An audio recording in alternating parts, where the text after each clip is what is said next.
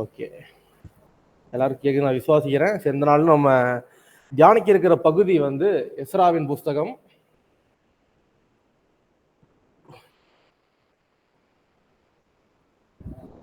தியானிக்க இருக்கிற பகுதி எஸ்ராவின் புஸ்தகம். ஸோ போன வாரம் வந்து நம்ம நாலாகம் புஸ்தகத்தோட முடிவையும் எஸ்ரா புஸ்தகத்துடைய பாதி பகுதியை முடிச்சிருந்தோம். எஸ்ரா புஸ்தகம் 1வது அதிகாரத்துல இருந்து 6வது அதிகாரம் வரைக்கும் நம்ம போன கிளாஸ் முடிச்சிருந்தோம். சரி, ஓகே. போன கிளாஸ்ல இருந்து சில கேள்விகள் எதுவும் இல்லை. ஓகே, எஸ்ராவின் புஸ்தகம் யாரால் எழுதப்பட்டது? ஈஸியான கேள்வி இருக்கிறேன். எஸ்ராவால் எழுதப்பட்டது. Okay, right. இது எந்த காலத்துல இருந்து எந்த காலத்துல நடந்த காரியங்களை எழுதப்பட்டிருக்கு? எந்த வருஷங்கள்ல நடந்த காரியங்கள்? போன வாரம் கிளாஸ் சொன்னேன், யாராவது எழுதிருக்கீங்களா?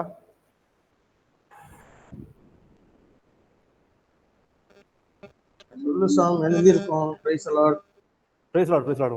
ஓகே, போன வருஷம் நான் சொன்னேன், இது எந்த கால இடைவெளியில இது எழுதப்பட்டது? சாரி, எந்த காலத்தை வந்து இது கவர் பண்ணிருக்கு? எந்த வருஷத்தை? இது எஸ்ரா புத்தகமா? எஸ்ராவின் புத்தகம். ஆமா, எஸ்ரா வந்து பாபிலோன் திரைப்பிடிப்பு. இது வந்து எஸ்ராவின் புத்தகம் வந்து அந்த சொல்றேன். ஓகே, சொல்லுங்க. எஸ்ரா எழுதப்பட்டது தானே? அதோட நாட்கள், எஸ்ராவின் நாட்கள், அந்த எந்த நாட்கள் எழுதியிருக்காரு? எஸ்ரா வந்து எந்த காலத்தை எழுதியிருக்காரு? அவரோட இந்த புத்தகத்தை எழுதியிருக்காருல்ல, எந்த காலத்தை எழுதியிருக்காரு? எந்த காலத்துல இருந்து எந்த காலத்துல நடந்த காரியங்கள் எழுதியிருக்காரு? 538 இருந்து 440. கரெக்ட். ஓகே, 538 இருந்து 440 வரைக்கும் நடந்த காரியங்களை எஸ்ரா புஸ்தகம் எழுதியிருக்காரு. ஏன்னா 538 என்ன நடக்குது? பெர்சியர்கள் ஆள வந்துட்டாங்க, நம்மளை விடுதலை ஆக்கிட்டாங்க, எருபாபேல் போறாங்க. ஓகே, அடுத்த கேள்வி. சரியா சொல்றவங்க வந்து பிரைஸ் இருக்கு. நெகேமியாவுக்கும் எஸ்ராவுக்கும் எருசலேம்ல வரதுக்கு எத்தனை வருஷ காலங்கள் இடைவெளி? முக்கியமாக சொல்லணும். 13 years. 13 இல்ல 11 வருஷம். பிரயாண தூரம் கிடையாது.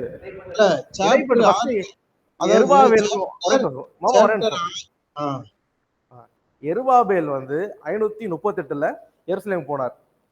எஸ்ரா வந்து எப்ப போனாரு? 400 அந்த காலத்துல போனாரு. 458ல போனாரு. அப்ப நெகேமியா எந்த காலத்துல எருசலேம் வந்தாரு? 445க்கு வந்தாரு. 445 நான் தான் சொல்றேன். கரெக்ட். 445 இடைவெளி. 13 வருஷம் இடைவெளி. 45. உங்களுக்கு கடைசியா கிளாஸ் முடிஞ்சது gift தரேன். ஓகே, நோட்டை பார்த்து சொல்லக்கூடாது, நோட்டை பார்க்காம சொல்றவங்களுக்கு தான் அது கிஃப்ட். ஓகே, 13 வருஷம் இடைவெளி. சரிங்களா? ஓகே, இன்னொரு கேள்வி. எருபாபேலுக்கும் எஸ்ராக்கும் எருசலேம் போனாங்கல்ல, அவங்க 2 பேருக்கு எத்தனை காலம் இடைவெளி? 60ல இருந்து 80 வருஷம். 60 to 80 years. Okay, 8 years. 80 வருஷம் கால இடைவெளி. இதெல்லாம் போன கிளாஸ் நம்ம பார்த்தோம்.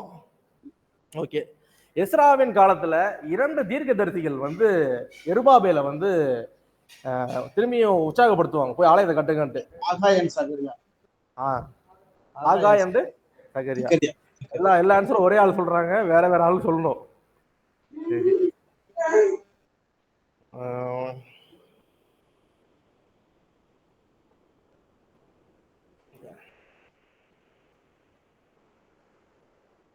எருபாபேலின் முதல் எருசலேம் பயணம் இருக்குல்ல, எத்தனை பேர் போனாங்க முதல் பிரயாணத்தில்? ஆமா, ஃபர்ஸ்ட் பயணத்துல வந்து 50,000. கரெக்ட். சரி, மாமா வந்து எல்லாத்துக்கும் பதில் சொல்றாங்க. மாமா சொல்லக்கூடாது இனிமேல். மாமா சொல்ல வச்சு வேற யாராவது தான் பதில் சொல்லணும். ஓகே, கடைசி கேள்வி.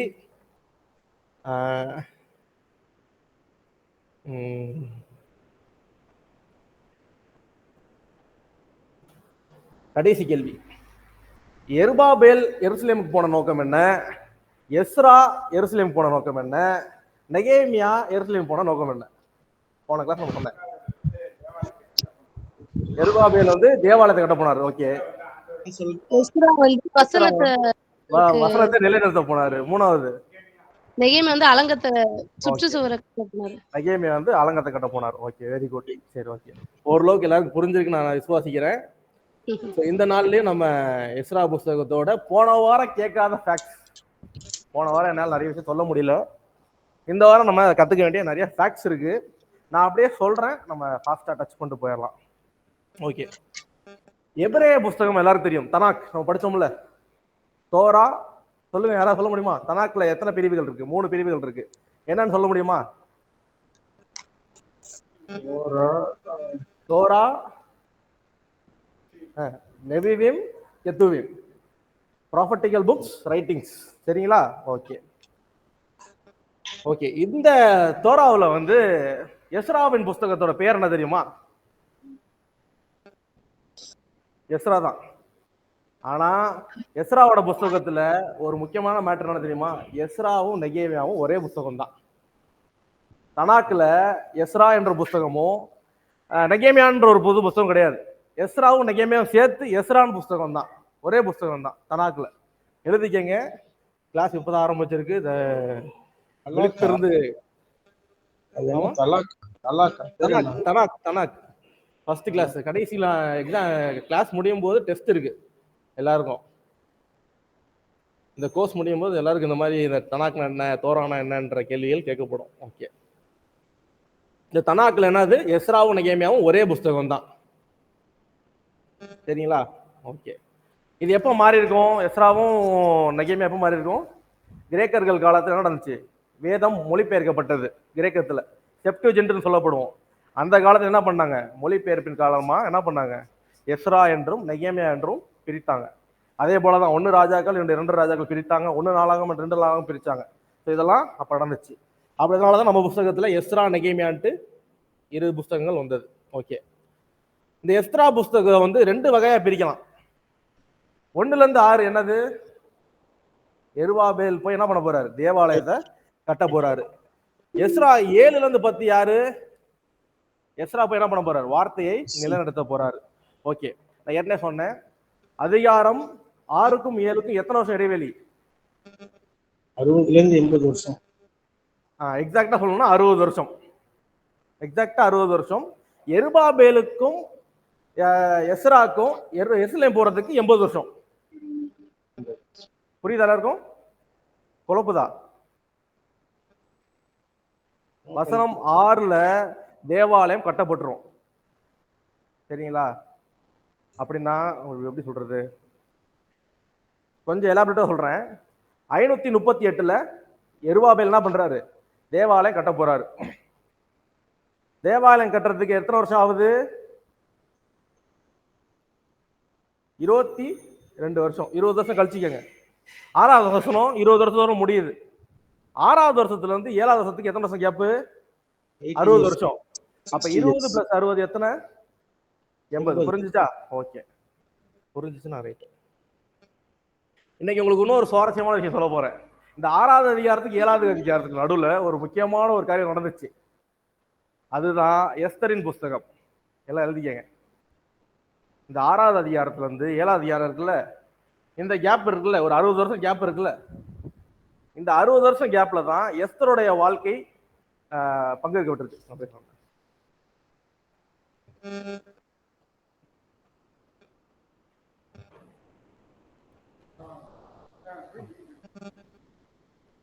சரி, ஓகே. இது வரைக்கும் நான் 2 பாயிண்ட் சொல்லியிருக்கேன், எழுதிருக்கீங்க, நான் விசுவாசிக்கிறேன். அண்ணன் வந்து திருப்பி சொல்றேன். எஸ்ரா நெகேமியாவும் எபிரேய பைபிள் என்னது? ஒரே புக்கு தான், வேற வேற புக் கிடையாது, ஒரே புக்கு தான். 2வது எஸ்ரா 1ல இருந்து 6 எருபாபேல், 7ல இருந்து 10 எஸ்ரா. எங்க போறாங்க? எருசலேம் போறாங்க. வசனம் அதிகாரம் 6க்கும் 7க்கும் எத்தனை வருஷம் இடைவெளி? 60 வருஷம் இடைவெளி. அதிகாரம் 6க்கும் 7க்கும் 60 வருஷம் இடைவெளி. இந்த 60 வருஷத்துல என்ன நடக்குது? எஸ்தரோட புஸ்தகத்தோட காரியங்கள்லாம் அங்கதான் நடக்குது. சரிங்களா? ஓகே, சரி, ரைட். இந்த புஸ்தகம் வந்து 2 மொழிகள் எழுதப்பட்டிருக்கு, ஒரே மொழி கிடையாது. எபிரேய மொழி, அப்புறம் அராமைக் மொழி. அராமைக் மொழி ஏன் பயன்படுத்தப்பட்டுச்சுன்னா, அராமைக் மொழி வந்து பெர்சியர்களோட அபிஷியல் லாங்குவேஜ். இந்தியாவோட அபிஷியல் லாங்குவேஜ் என்ன? ஹிந்தி. அந்த மாதிரி அராமைக்ன்றது வந்து என்னது? பெர்சியர்களோட அபிஷியல் லாங்குவேஜ். எஸ்ரா யாரு? பெர்சியர்ல உள்ள ஒரு அபிஷியல். அவருக்கு இந்த மொழி தெரியும். பெர்சியர்களுக்கும் நம்மளுக்கும் ஒரு இது நடக்குதுல்ல, கான்வர்சேஷன் நடக்குதுல்ல. நடுவில் 6வது அதிகாரத்தில் என்ன 7வது அதிகாரத்தில் என்ன பண்றாங்க, பெர்சியர்களுக்கு என்ன பண்றாங்க, கடிதம் எழுதுறாங்க, ஆலயம் கட்டுறாங்க தடுங்கன்ட்டு. அப்ப எதுல எழுதியிருப்பாங்க, அராமைக். அந்த மொழியில தான் வேதத்திலையும் எழுதியிருப்பாங்க, டிரான்ஸ்லேட் பண்ணல, அப்படியே தான் எழுதியிருப்பாங்க. சரிங்களா? இப்படி எஸ்ரா 4ஆம் அதிகாரமும் 4வது அதிகாரம் 8ல இருந்து 6வது அதிகாரம் 18 வரைக்கும் அராமைக் மொழியில் எழுதப்பட்டது. அதிகாரம் 7 வசனம் 12ல இருந்து 26 அதுவும் அராமைக் மொழியில எழுதப்பட்டது. ஓகே. வசனம் 7 அதிகாரம் 7 வசனம் 12ல இருந்து 26. ஓகே. இப்போ நம்ம எல்லாருக்கும் ஒரு கேள்வி. 4வது, இந்த எஸ்ராவோட புஸ்தகத்துல இந்த வசனம் வாசிங்களேன். எஸ்ரா 1வது அதிகாரம் வசனம் 8 வாசிங்களேன். அதிகாரம் 1 வசனம் 8.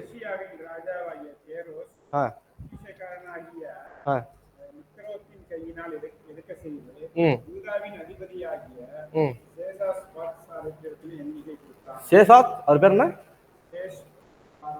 சேஷ் பாத்சார். இது யார் தெரியுமா?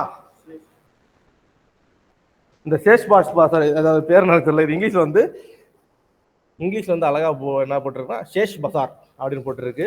தமிழ்ல வந்து அந்த மாதிரி போட்டிருக்கு. வசனம் 1:8 அவர் தான். ஸோ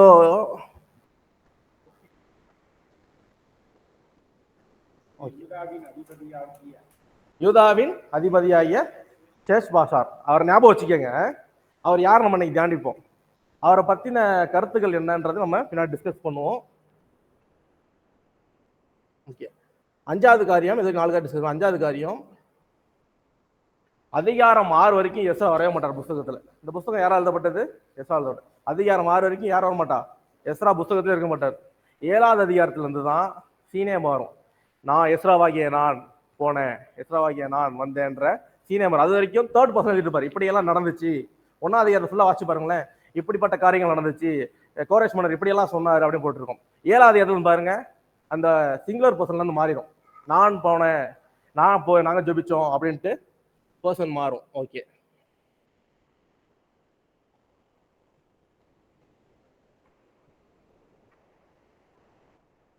சரிங்களா?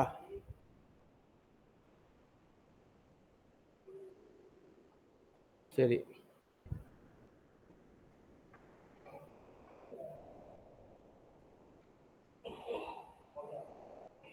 அதே போல் இன்னைக்கு நம்ம தியானிக்க போறோம். எஸ்ராவோட 10வது அதிகாரத்துல வந்து எல்லாரும் கல்யாணம் பண்ணிடுவாங்க. ஆல்ரெடி என்ன பண்ணிடுவாங்க, இஸ்ரேல் மக்கள் என்ன பண்ணிடுவாங்க, இப்போ இஸ்ரேலாம் மாறிடுச்சு. யூதால நிற்காதீங்க, இஸ்ரேலாம் மாறிடுச்சு. இஸ்ரேல்லாம் திரும்பியும் கர்த்தரோட கட்டளைக்கு வந்துட்டோம். இஸ்ரேல் என்ன பண்றது, போய் என்ன பண்றாங்க, பாகான் கும்பிடுற அந்த பெண்கள் என்ன பண்றாங்க, கல்யாணம் பண்ணிடுவாங்க. கல்யாணம் பண்ண எஸ்ரா என்ன சொல்லிடுவாரு, கல்யாணம் பண்ணியிருந்தாலும் பரவாயில்ல, குழந்தை பிறந்தாலும் பரவாயில்ல, என்ன பண்ணிடு, உன் மனைவியும் பிள்ளையும் விட்டுருன்றாரு. ஆனா மல்கியால் என்ன சொல்றாருன்னா, நான் வந்து என்ன பண்ற தேவன் இல்ல, டிவோர்ஸ்க்கு அக்செப்ட் பண்ற தேவன் இல்லைன்னு ஒரு வசனம் இருக்கு. எங்க அது, தள்ளி விடுதலை நான் வெறுக்கிறேன், தள்ளி விடுதலை நான் வெறுக்கிறேன்றாரு. அப்ப இங்க கர்த்தர் என்ன சொல்றாரு, விட்டுருன்றாங்க, இங்க காரியம் நடக்கு விட்டுருன்றாங்க. ஆனா தள்ளி விடுதலை என்ன பண்றாரு, அவரு வெறுக்கிறாரு. சரி, இதை பத்தி நம்ம என்ன பண்ணுவோம், இதையும் நம்ம தியானிப்போம். சரி, ஓகே. அடுத்தது 7வது காரியம், எஸ்ரா 3:12 வாசிங்களா யாராவது. எஸ்ரா 3:12 ஜஸ்ட் ஃபேக்ட்ஸ் மட்டும் சொல்லிட்டு இருக்கேன், முன்னும் உள்ள போகலாம் நம்ம. எஸ்ரா 3:12.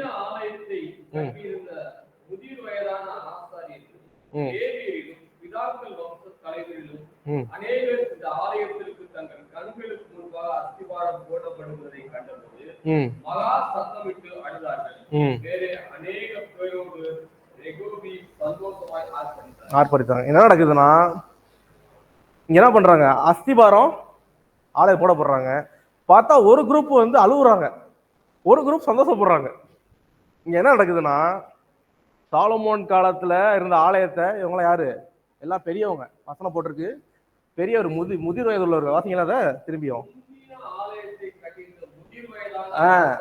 முதிர் வயதுல இருக்கவங்க என்ன பண்றாங்கன்னா, சாலமோன் ஆலயத்தை பார்த்தவங்க, அப்படிப்பட்ட மகத்துவமான காரியம் செய்ய போறோமேன்ட்டு நெகிழ்ச்சியில என்ன பண்றாங்க, அழுகுறாங்க. ஆனா இப்ப புது ஜென்ரேஷன் இருக்காங்கல்ல, புதுசா குழந்தை பிறந்திருக்கு, அவங்களுக்கு தெரியாது என்னன்ட்டு. அவங்களுக்கு என்னது, இது சந்தோஷம், நம்ம ஆலயம் கட்ட போறோம் அப்படின்ட்டு கெம்பிக்கிறாங்க. இப்ப இது ரெண்டு சோண்டி கேட்கும்போது பக்கத்துல உள்ள ஊர்லாம் வராங்க. அப்பதான் என்ன பண்றாங்க, சமாரியா இருக்கணும், நாங்களும் ஆலயக்கட்ட வரோம் அப்படின்ட்டு 3வது அதிகாரத்துல இந்த காரியங்கள் நடக்குது. நம்ம அதெல்லாம் இப்ப டிஸ்கஸ் பண்ணுவோம். ஜஸ்ட் அவுட்லைன் கொடுத்துட்டு இருக்கேன். எஸ்ரா வந்து யூதர்கள் எப்படி பாக்குறாங்கன்னா 2வது மோசே அப்படின்னு சொல்றாங்க. சானரிடன் சாப்டர் 7:12 யூதர்களுடைய புஸ்தகத்துல எஸ்ரா வந்து 2வது மோசே அப்படின்னு சொல்றாங்க. ஏன்னா மோசே என்ன பண்ணாரு, சேர்த்தாரு, நியாயப்பிரமாணத்தை கொடுத்தாரு. இங்க நியாயப்பிரமாணம் அழிஞ்சு போச்சு, திரும்பி அதை யார் மக்களுக்கு திரும்பி ஊட்டுறது, எஸ்ரா. அதனால யூதர்கள் என்ன சொல்றாங்கன்னா எஸ்ரா தான் எங்களுக்கு என்னது 2வது. அவங்க மோசேயாவை நம்பல, நம்ம மேசியாவை 2வது மோசே சொல்லிட்டு இருக்கோம். மோசேவும் பெரியவரா இருக்காருன்றோம். ஆனா யூதர்களை பொறுத்த வரைக்கும் யாரு, எஸ்ரா தான் தேரின வேற மாறணும், மோசேவின் நியாயப்பிரமாணங்களை கற்று குடிச்சவரும் போட்டிருக்கு. சரி, அப்படி சொல்றாங்க. ஓகே, அடுத்தது எஸ்ராவுடைய பெயர் வந்து கோரேஷ் மன்னருடைய வரலாறு நம்மளோட வேதத்தில் விட்டுருங்க. கோரேஷ் மன்னரோட வரலாறு, அடுத்தது தரியு ராஜாவுடைய வரலாறு, அடுத்தது அஸ்தராஸ்தா, அவங்களோட எல்லா வரலாறுலையும் எஸ்ராவோட பெயர் அங்க எழுதப்பட்டிருக்கு. வரலாறோட நம்மளுக்கு ஒரு அர்த்தாட்சி.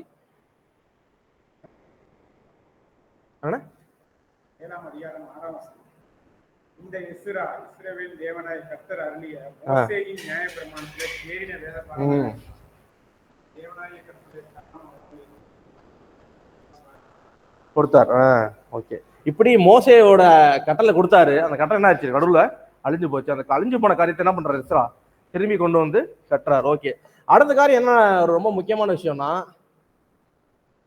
நான் என்ன சொன்னேன் ஏற்கனவே, தனாக்ல எஸ்ராவும் நெகேமியாவும் ஒரே புத்தகம். அப்படி பார்க்கும்போது இந்த எஸ்ரா தான் பழைய ஏற்பாட்டுல நம்ம சொல்றோம்ல வரலாற்று புஸ்தகங்கள், அதுல கடைசி புஸ்தகம். இதுக்கப்புறம் மேசியா வரணும். புரியுதா உங்களுக்கு? இதுதான் கடைசி புஸ்தகம் எஸ்ரா. எஸ்ரானா எஸ்ராவும் நெகேமியாவும் சேர்ந்ததுதான் எஸ்ரா, யூதர்களோட. இதுதான் கடைசி புஸ்தகம். இதுக்கப்புறம் என்ன ஆகுது, 400 வருடம் இடைவெளி, அமைதி காலம். அதுக்கப்புறம் யார் வரப்போறா, மேசியா வரப்போறா. இவங்களோட காலத்துல தான் தீர்க்க தரிசனம் எழுதிக்கிட்டே வருவாங்க கீழே. இந்த மல்கியா தான் கடைசி புஸ்தகம். அவர் என்ன பண்ணிருப்பாரு, நெகேமியாவோட காலத்துல தான் வாழ்ந்திருப்பாரு. அவர் என்ன பண்ணிருப்பாரு, மேசியாவை பத்தி எழுதியிருக்காரு. சரி, ஓகே.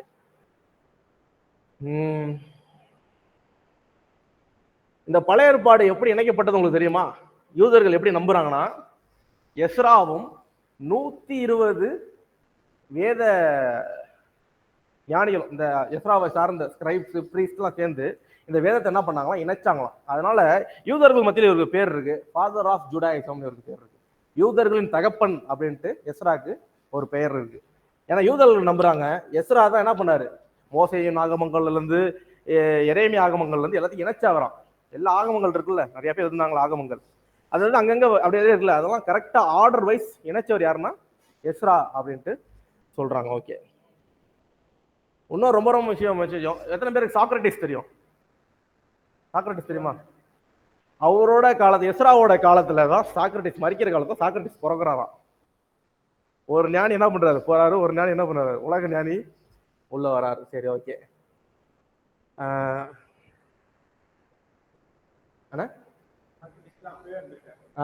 அவரோட அந்த கடைசி காலத்துல வந்திருக்காரு. ஓகே, அதே போல ஆலயம் இப்படிதான் செயல்படணும். கர்த்தருடைய தோரா இருக்குல்ல, தோரா வந்து ஆலயத்துல இருந்து சத்தமா வாசிக்கணும், கர்த்தரை இப்படிதான் ஆராதிக்கணும். இப்ப யூதர்கள் ஆராதிக்கிறாங்கல்ல, சத்தமா ஆராதிக்கலாம். அதெல்லாம் யார் கற்றுக் கொடுத்தாங்கன்னா, மோசே வந்தாரு, எல்லாரும் அழிஞ்சு போயிடுச்சு, எல்லாரும் போயிட்டாங்க. கடைசி எஸ்ரா வராரு, திரும்பி ஸ்தாபிக்கிறார். கர்த்தருடைய வார்த்தை இப்படிதான் சொல்லணும், கர்த்தரை இப்படிதான் ஆராதிக்கணும் அப்படின்ட்டு எஸ்ரா ஸ்தாபிச்சதுதான் இன்னைக்கு யூதர்கள் பின்பற்றிட்டு இருக்காங்க. எஸ்ரா அவ்வளவு முக்கியமான நபரா இருக்காரு. இன்னொரு யூதர்கள் என்ன சொல்றாங்க, யூதர்களோட நம்பிக்கை என்னன்னா, நாளாகம் புஸ்தகமும் எஸ்ரா புஸ்தகம் நெகேமியா புஸ்தகம் ஒரே புஸ்தகமா.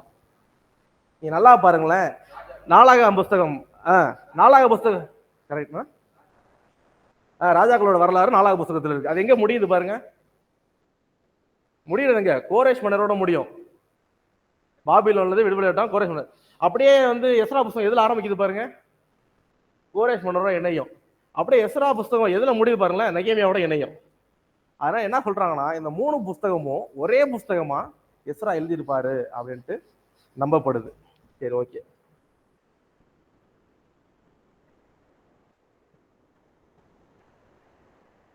ஓகே, இன்னைக்கு நம்ம போகலாம். இதெல்லாம் நம்ம ஏன் தம்பி கற்றுக்கணும் அப்படின்னு நிறைய பேர் பார்க்குற மாதிரி இருக்கு. சரி, ஓகே. இன்னைக்கு நம்ம சில சாப்டர் 1, 2, 3, 4, 5, 6 லைட்டாக தொட்டு போயிடலாமா, டேரெக்டாக போயிடலாமா? நிறைய விஷயங்கள் கற்றுக்கலாம், திரும்பி கற்றுக்கலாம் ஒரு விஷயம். நான் ஃபாஸ்ட்டாக அப்படியே சொல்லிட்டே போகிறேன். போன வாரம் சொல்லாத மட்டும் திரும்பி கவர் பண்ணிடுறேன். அதிகாரம் 1 வசனம் 1 4 வந்து எரேமியாவின் தீர்க்க தரிசனமும் கோரேஷ் மன்னர் மூலியமா நிறைவேற காரியமும். அதிகாரம் 1 வசனம் 1 4. அப்புறம் அதிகாரம் 1 5 6 யூதா பெந்தமின் லேவியர்கள் இவங்க என்ன பண்றாங்கன்னா எருசலேம் போறதுக்கு ஆயத்தப்படுறாங்க. டவுட் இருக்கா யாருக்கும்? ஆன்லைன்ல சவுண்ட் கேக்குது.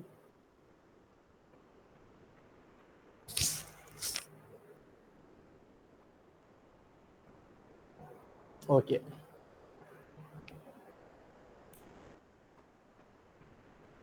அடுத்தது 7 11 என்ன பண்றாங்க? இங்கதான் வராரு இந்த செஷ் பசார். அவர் என்ன பண்றாரு? அவரு எங்க போறாரு? அதை வாசிங்களேன். வசனம் 1 8 வாசிங்களேன். அவர் யாரு நம்ம பார்த்துருவோம்.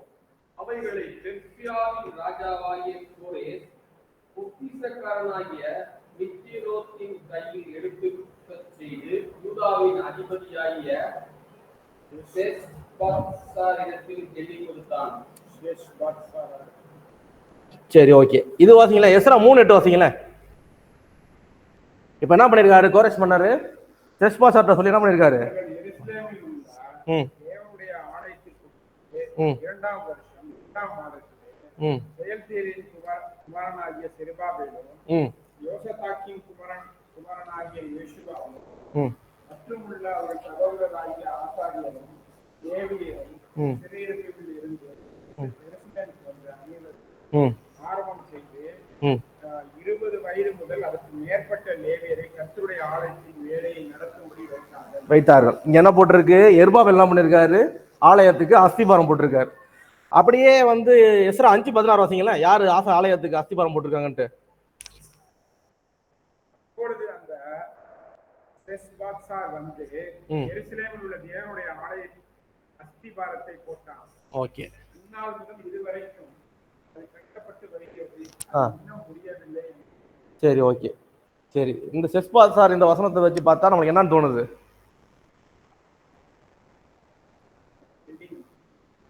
இல்லையே. 3 8 என்ன சொல்லுதுன்னா எருபாபேல் என்ன பண்ணாராம்? அஸ்திபாரம் போட்டாராம். ஆனா 5 என்ன சொல்லுது? 5 16 என்ன சொல்லுது? அந்த செஸ்பாத்சார் வந்து என்ன போட்டாராம்? அஸ்திபாரம் போட்டான். இங்கிலீஷ் அழகா போறது let the foundation of temple. 2 பேர் என்ன பண்ணிருக்காங்க? சரி, இதுல எது உண்மை? 2 பேர் ஒரே ஆளா இருக்க வாய்ப்பு இருக்கு, 2 பேர் வேற வேற ஆளா இருக்க வாய்ப்பு இருக்கு. சரி, இங்க 2 வியூ உங்களுக்கு சொல்றேன். இவங்க யாரு அப்படின்றது சொல்றேன். இவர் எங்கெங்க வராருன்னா எஸ்ரா 1 8, எஸ்ரா 11 1 11, எஸ்ரா 5 14, எஸ்ரா 5 16. சரி, ஓகேங்களா? இவர் யார் நம்ம டிஸ்கஸ் பண்ணுவோம். செஸ்பாசார் என்ன சொல்றாங்கன்னா அவர் தான் பிரின்ஸ் ஆஃப் ஜூடான் போட்டிருக்கோம்னா 8 என்ன போட்டிருக்கு? பிரின்ஸ் ஆஃப் ஜூடான் போட்டிருக்கு. எஸ்ரா 2 2 போறீங்களா? எருபாபேல் என்ன போட்டிருக்கு பாருங்களேன். 2 2. Ezra 1 8, Ezra 2 2.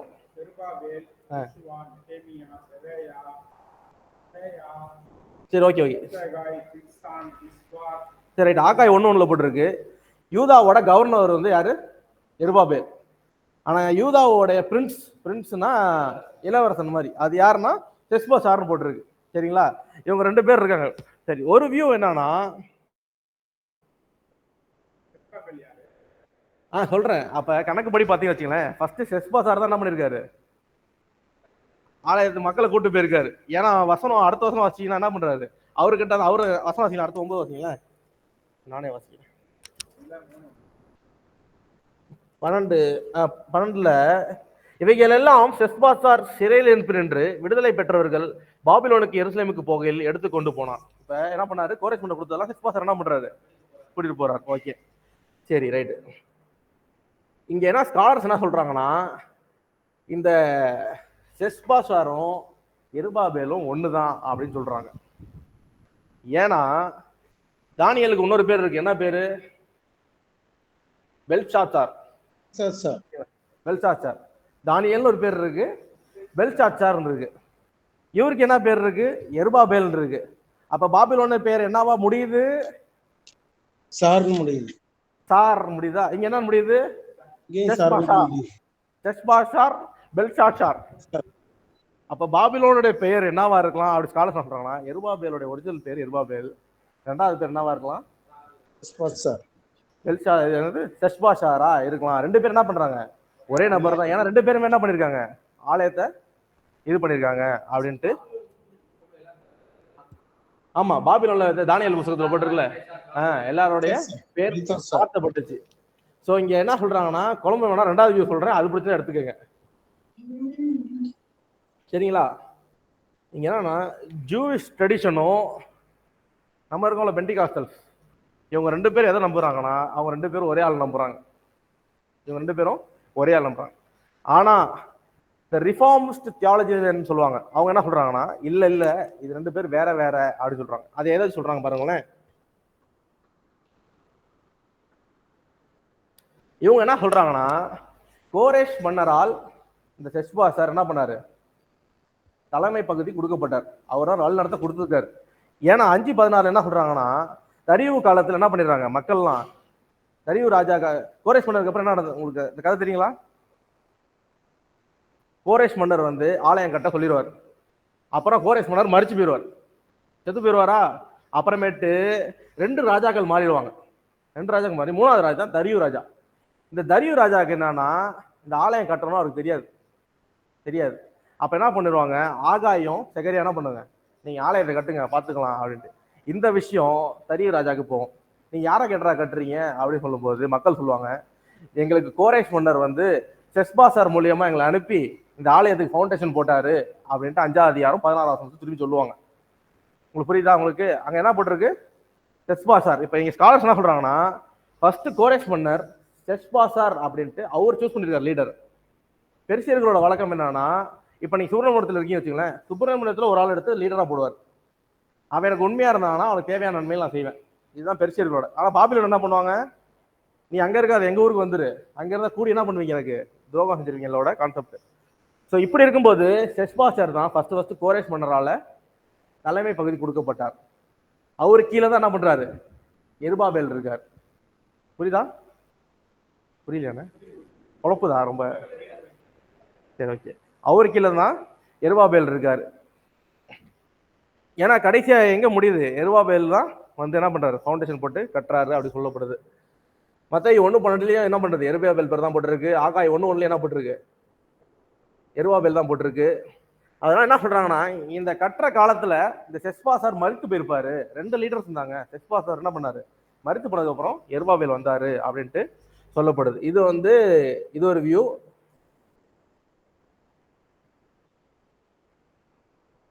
நம்ம பெண்டிகாஸ்ட் என்ன நம்புறோம்னா, இந்த செஸ்பாஷாரும்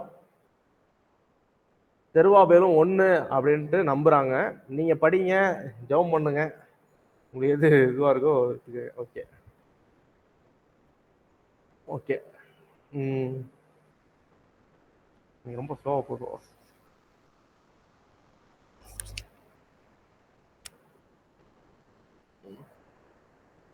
அப்படி நம்ம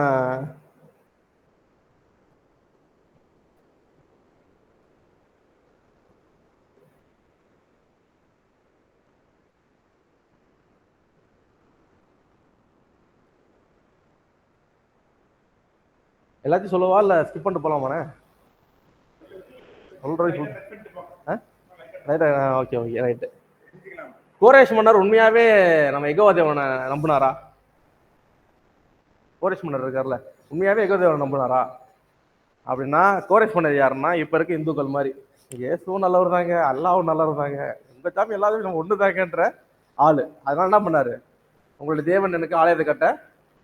வரலாறு என்ன சொல்லுதுன்னா, கோரேஷ் மன்னர் ராஜாவா இருக்கும்போது ஒரு தீர்க்கதரிசி போய் சொல்லுவாராம், ஐயா உங்களை பத்தி எங்க ஏசாயா புத்தகத்தில் எழுதியிருக்கு.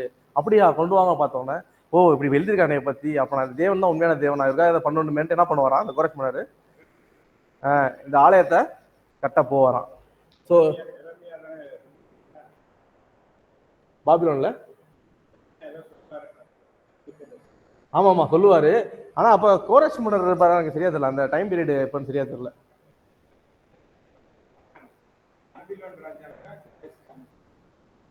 எரேமியா வந்து ஆசனை கொண்டு ஆமா எரேமியா சொல்லுவாரு. 29 போட்டிருக்கு. எரேமியா 29 போட்டிருக்கோம். ஆமா சரி ரைட்டு.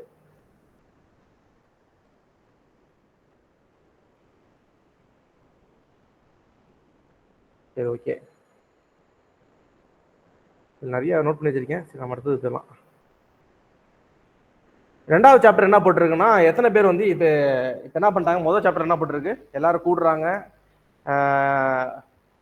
நேபுகாத் நேச்சர் காலத்துல பாபிலோன்ல இருந்து நம்மளுடைய ஆலயத்தில் திருடப்பட்டு போன காரியங்களை என்ன பண்றாரு? கோரேஸ் முன்னர் திரும்பி கொடுத்து நீங்க என்ன பண்ணுங்க, ஆலயம் கட்ட போங்க அப்படி சொல்றாரு. ஸோ இப்படி போகும்போது 2வது அதிகாரம் 1-35 யார் யாரெல்லாம் போறாங்கன்னு போட்டிருக்கு. அதுல வந்து நெகேமியான்ற பேர் இருக்கு, மொர்தேகாய்ன்ற பேர் இருக்கு.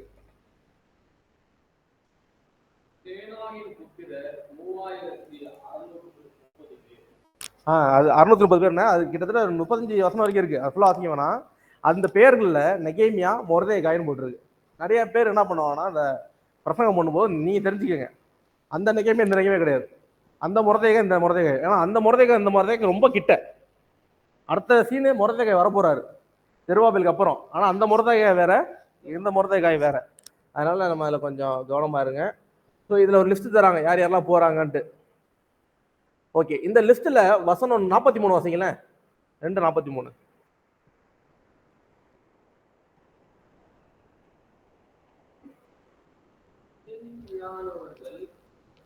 அந்த வார்த்தை பாத்தீங்கன்னா என்ன வார்த்தைனா அது? இல்ல நிதன்னிமியா ராணவர்கள். அதை வாசி கரெக்டா வாசிக்கிறது.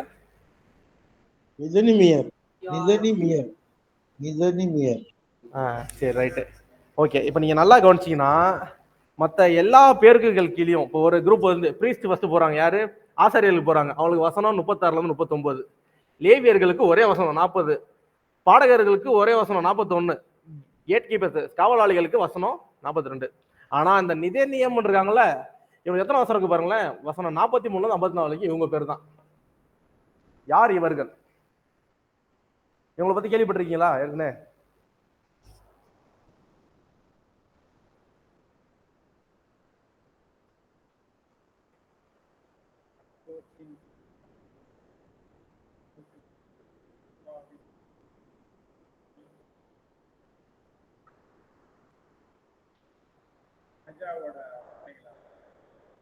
இந்த நிதேனியர்கள் யாருன்னா,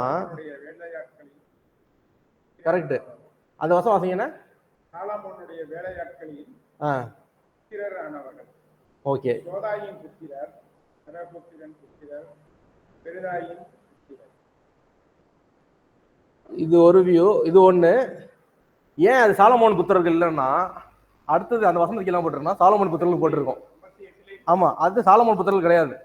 இந்த நிதேனியம்ங்க யாருன்னா, இவங்க யாருன்னா கோவில்ல வேலை செய்யறவங்க. பூசாரி கிடையாது, கோவில்ல வேலை செய்யறவங்க. இந்த தண்ணி எடுத்துட்டு வர்றது, கட்டையை தூக்குறது.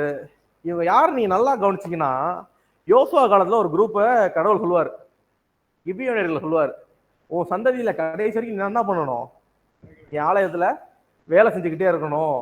ஆக்சுவலா அந்த நிதேனியர்கள் யாருன்னா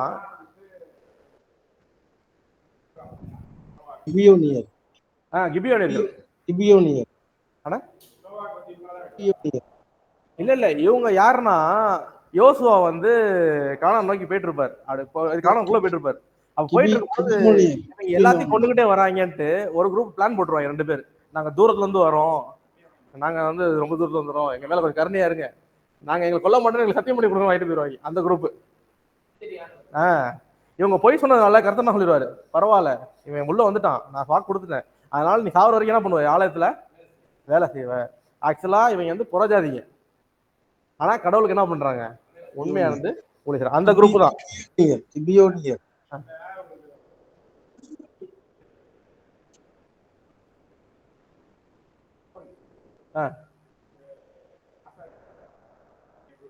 அது வேற. இவங்க வந்து இது வேற குரூப். இவங்க வந்து கெஞ்சி கூத்தாடி உள்ள வந்தவங்க. ஆனா கடவுள் எவ்வளவு உண்மையா இருக்காரு பாருங்க. யோசுவா காலத்துல சொன்னவங்க நம்ம நிறைய பேர் நோட் பண்ணிக்க மாட்டோம். இன்னைக்கு இவங்களை படிக்க மாதிரி இருக்கு, ஆச்சரியமா இருக்கு. தூரத்துல இருந்து வந்து எப்படியோ உள்ள புந்துட்டாங்க. ஆனா உள்ள புந்தவங்களுக்கு எவ்வளவு நாள் அடைக்கல தராரு பாருங்க. சரி, அப்படி இந்த நிதனிவேர்கள் யாரு? புறஜாதியர்கள், ஆனா கர்த்தருடைய ஆலயத்துல வேலை செய்யறவங்க. இவங்க யாருன்னா கிபியோனியர்கள். எழுதிக்க, இவங்க கிபியோனியர்கள். கிபியோனியர்கள்.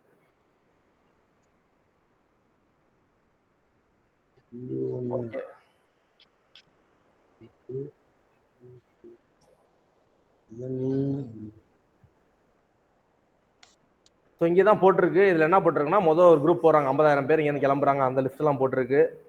ஒரு லாங் ஜீனியாலஜி கொடுத்துருக்காங்க, இவங்கெல்லாம் யாரு அப்படின்ட்டு. ஓகே, யோசுவா 9:27 இவங்க யாருன்னு போட்டிருக்கு, வாட்சி பார்த்துக்கோங்க. அப்புறமேட்டு வாசிக்கோங்க, எழுதிக்கோங்க. யோசுவா 9:27. இந்த நிதனிவேர்கள் யாருன்னா இவங்க தான்.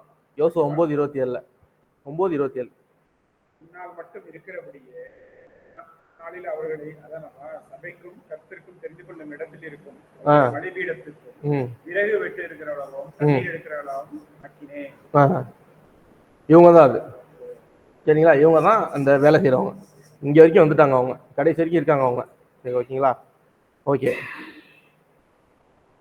ஏன் வந்து வேதத்துல வந்து இப்படி இவங்க இவ்வளவு பேரோட பேர் எழுதுனேன்? இப்ப பார்த்தாலும் வேதத்துல வந்து இவ்வளவு பேர் இதுக்கு கொடுத்துக்கிட்டே இருக்காரு.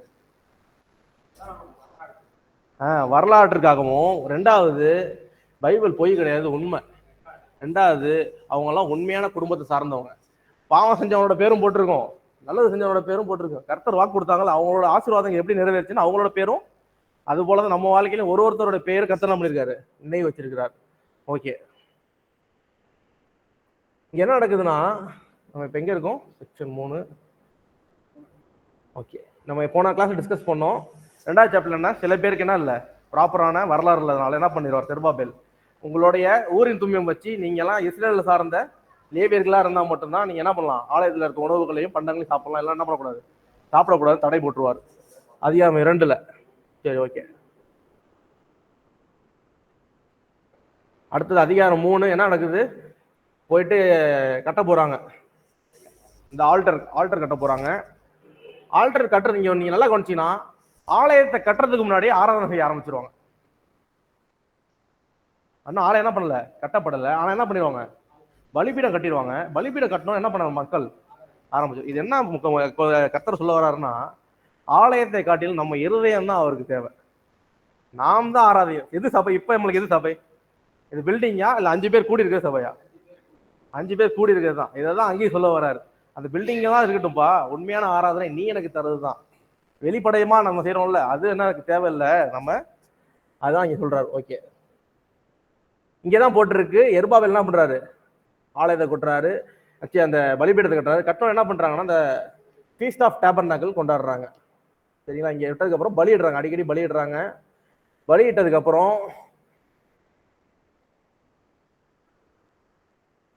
இந்த கதையை நான் ஃபாஸ்டா சொல்றேன், நம்ம டிஸ்கஸ் பண்ண லேட் ஆயிரும். 3வது அதிகாரத்தில் என்ன நடக்குதுன்னா, எஸ்ரா என்ன பண்றாரு, செருபாபேல் என்ன பண்றாரு, ஆரம்பிச்சிடுறாரு. ஆரம்பிச்ச உடனே ஒரு 2 வருஷத்துல என்ன பண்றாங்க, இந்த பலிபீடத்தெல்லாம் கட்டிடுறாங்க. 2 வருஷம் கேப்ல என்னன்னா, இந்த எல்லாரும் ஆர்ப்பரிக்கிறாங்களா, பலிபீடத்தை கட்டினா என்ன பண்றாங்க, ஆர்ப்பரிச்சோடனே இந்த வருஷம் பார்த்தீங்கன்னா 3வது அதிகாரத்துல இன்னைக்கு இவ்வளவு ரோல் ஆகுது. ஆலயத்தை கண்டு இந்த முதிர் வயது ஆசாரியர்கள் ஆலயத்துக்கு தங்கள் கற்கள் முன்பாக அஸ்திபாரம் போடுகிறார்கள், சத்தமிட்டு அழுதார்கள். அநேகம் பேரோ கம்பீரமாய் சந்தோஷமாய் ஆர்ப்பரித்தார்கள். இப்படி கம்பீரமா சந்தோஷம் பண்ண உடனே என்ன நடக்குது, கம்பீரமாய் ஆர்ப்பரிக்க வெகு தூரம் கேட்கப்பட்டது. சந்தோஷம் இதான் சொல்லுவாங்க. பக்கத்து படி எப்படியாவது இருந்ததுனால பக்கத்துல தான் வந்துட்டாங்க, என்னடா சத்தம் அப்படின்ட்டு. அடுத்த 4வது அதிகாரம் முதல் வருஷம் வாசிங்களேன். தேவனாய கர்த்தருக்கு ஆலயத்தை கட்டுகிறார்கள் என்று யூதாவுக்கும் பென்யமீனுக்கும் இருந்த சத்துருக்கள் கேள்விப்பட்டது. இவங்க கொடுத்த சவுண்ட்ல என்ன ஆயிடுச்சு, பரவ ஆரம்பிச்சிருச்சு. வெளியே பரவ போய் பக்கத்துல இருக்க ஊர்களுக்கெல்லாம் தெரிய ஆரம்பிச்சிச்சு. அப்ப அவங்க என்ன பண்றாங்க, அந்த எனிமிஸ் யாரு, சமாரியார்களும் அந்த சுத்தி இருக்க மக்கள், நாங்களும் வந்து என்ன பண்றோம், உங்களுக்கு ஆலயம் கட்ட ஹெல்ப் பண்றோம். அப்ப செருபாபேல் என்ன பண்ண மாட்டாரு, வேணான்றுவார். ஏன் வேணாம் சொல்றா தெரியுங்களா, இப்பதான்டா 70 வருஷம் முடிஞ்சு நாங்களே வந்திருக்கோம், திரும்பி வரேன்ற உள்ள அப்படின்னாரு. என்ன ஆயிரும், திரும்பி என் கூட வருவேன், திரும்பி விக்கிரகாரத்தை கூட்டு போவேன், திரும்பி சீட்டாயிரும். 70 வருஷம் என்ன பண்ணிருக்காரு, இப்பதான் நாங்களே வந்திருக்கோம், திரும்பி எங்களை ஒன்பதுக்கு பார்க்குறியா அப்படின்ட்டு என்ன பண்றது. இதே இப்படி எருபாபேல் சொன்ன உடனே அவங்க கோவப்பட்டுருவாங்க. இவங்க உண்மையாவே ஆலய கட்டணுன்றவங்க என்ன பண்ணிருக்கணும், அமைதியாக தான் இருக்கும். ஆனா இவங்க என்ன பண்றது இல்லை, கோவப்பட்டு யாருக்கு எழுதுறாங்க, லெட்டர் எழுதுறாங்க இந்த மாதிரி. அந்த வசனம் வாசிக்கல, அதனால் தேச ஜனங்கள் யூதா ஜனங்களை தளர பண்ணி, அது வாசிங்களா. அடுத்தது 6 வாசிங்க, 6 வாசிங்க.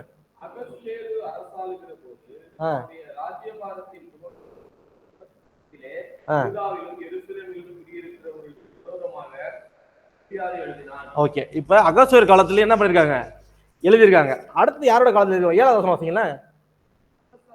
நாட்களிலும் இஸ்லாமும்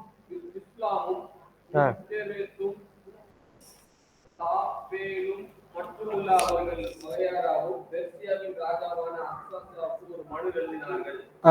அந்த மனு சீரியத்திலும் சீரிய வாதையிலும் எழுதியிருந்தது. நான் என்ன சொன்னேன்ல, அவங்களோட எந்த இது எழுதினாலும் அதுல எழுதுவாங்க. இப்ப என்னன்னா 2 ராஜாக்கள் கோரேஷ் மன்னருக்கு அப்புறம் 2 ராஜாக்கள் மாட்டாங்க. 2 ராஜாக்கள் என்ன பண்றாங்க, இவங்க எழுதுறதுனால ஒரே வருஷத்தை கட்ட வேண்டிய கட்டுமாப்பு என்ன ஆகுது, இப்ப ஸ்டாப் ஆயிடுச்சு. இப்ப அடுத்தது வசனம் அடுத்து என்ன போட்டிருக்குன்னா, தரியு ராஜா காலத்து வரைக்கும் என்ன பண்ணிருக்கு, இந்த ஸ்டாப் பண்ணி வச்சிருக்காங்க. தரியுக்கார ராஜாவுடைய காலத்துல தான் என்ன பண்றாங்க, ஆகாயம் 5வது அதிகாரம் வந்துட்டோம். 5வது அதிகாரம்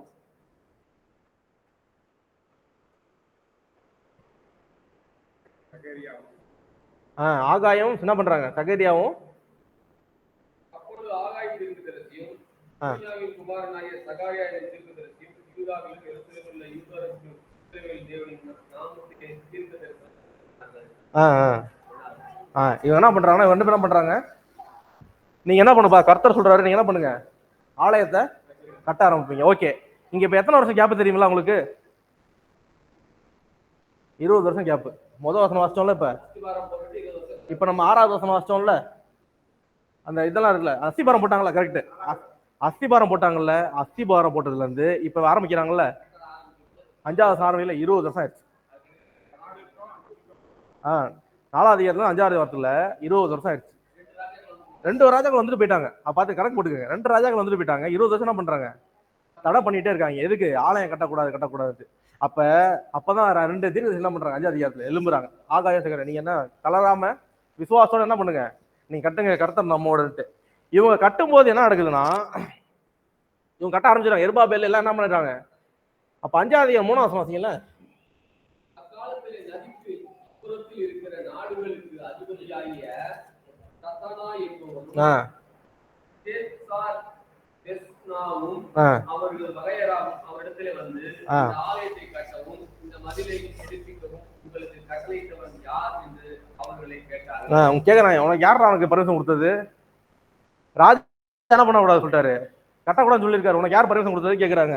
அப்படி கேட்டவன என்ன பண்றாங்க, அப்பொழுது அதற்கு ஏற்ற உத்தரவை இந்த மாளிகையும் கட்டுகிற நாமங்களை இப்படி சொன்னோன்னு என்ன பண்றாங்கன்னா, அவர் என்ன பண்ணிடுறாங்க, இவங்க 2 பேரும் நீ வாசிக்க வேணாம், ராஜாட்ட போய் சொல்லுவாங்க, ராஜா உங்க பர்மிஷன் இல்லாம பில்டிங் கட்டிட்டு இருக்காங்க, என்னன்னு பாருங்க அப்படின்னு ராஜாட்ட போகும்போது, ராஜா வந்து என்ன பண்ணுவாரு, யூதர்களை கூப்பிடுவாரு. கடவுளோட செயலை பாருங்க.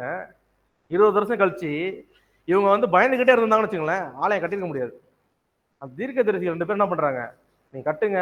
கட்டுறதுனால என்ன பண்ற, ராஜா இப்ப கூப்பிடுறாரு. இப்பதான் சொல்றாங்க, ராஜாவே நாங்களா கட்டல, உங்க தாத்தா இருக்காருல கோரேஸ் ராஜா, அவரு தான் எங்களை கட்ட சொன்னாரு. யார் மூலியமா கட்ட சொன்னாரு, அந்த யாரு செஷ்பாஷார், அவர் மூலியமா எங்களுக்கு இந்த ஆலயம் கட்டுவே எனக்கு சொல்லியிருக்காரு. அப்பதான் தெரியும் ராஜா, அப்படியே எங்க தாத்தா சொன்னாரு அப்படின்னா, சரி வாங்க அதை தேடி பார்ப்போம். என்ன பண்றாங்க, தேடுறாங்க. 17 வாசிங்க. அப்பொழுதும் ராஜாவுக்கு சித்தமா இருந்தார். எருசலேமில் உள்ள தேவனுடைய ஆலயத்தை கட்ட ராஜாவாகிய கோரேஸ் கட்டளையிட்டார் உண்டோ என்று பாபிலோன் இருக்கிற ராஜாவின் கஜானங்களை ஆராய்ந்து பார்ப்போம். இந்த விஷயத்திலே ராஜாவுடைய சித்தம் இன்னதென்று எங்களுக்கு எழுதி அனுப்பவும் உத்தரவாக வேண்டும் என்று எழுதி அனுப்பினார்கள். என்ன பண்றாங்கன்னா, ராஜா உங்களுக்கு டவுட்டா இருந்துச்சுன்னா ரெக்கார்ட பாருங்க தாத்தா, ராஜா எங்கள்கிட்ட எதுவும் கேட்காதீங்க, நாங்க சொன்னதான் செஞ்சுட்டு இருக்கோம் அப்படின்னு என்ன பண்றாங்க அப்படின்ட்டு செஞ்சுட்டு இருக்காங்க. இப்பதான் 6வது அதிகாரம் 1வது வாசிங்க. அப்பொழுது ராஜாவாகிய தரியுவின் கட்டளையின்படியே பாபிலோனின் கஜானாவில் உள்ள தஸ்திரா அறையை சோதித்தார்கள். 2 வாசிங்க. மேதியா சீமையில் இருக்கிற மேதா பட்டணத்தின் அரண்மனையிலே ஒரு சுருள் அகப்பட்டது. எழுதியிருந்த விவரமாவது ஆக்சுவலா இவங்களோடது எல்லாமே எங்க இருக்கும்னா பாபிலோன்ல தான் வச்சிருப்பாங்க. பாபிலோன்ல தான் வச்சிருப்பாங்க. இவங்களுக்கு மெயின் கேபிட்டல் சிட்டிஸ் 4 சிட்டி இருக்கு. ஒன்று சூசா, எஸ்தர் வாழ்ந்த காலத்துல சூசா அங்கதான் இருப்பாங்க. 2வது பாபிலோன் இங்கேயும் இருப்பாங்க. இன்னொன்னு இது 3வது இடம். இன்னொரு இடம் இருக்கு, 4வது இடம் இருக்கு, அது பேர் தெரியல சொல்றேன் உங்களுக்கு. மேதியான்ற இடத்துலயும் இந்த எக்படார் அந்த இடத்துல, அந்த இடத்துல என்ன பண்ணுவாங்க, அவங்களுடைய காரியங்கள்லாம் வச்சிருப்பாங்க. டாக்குமெண்ட்லாம்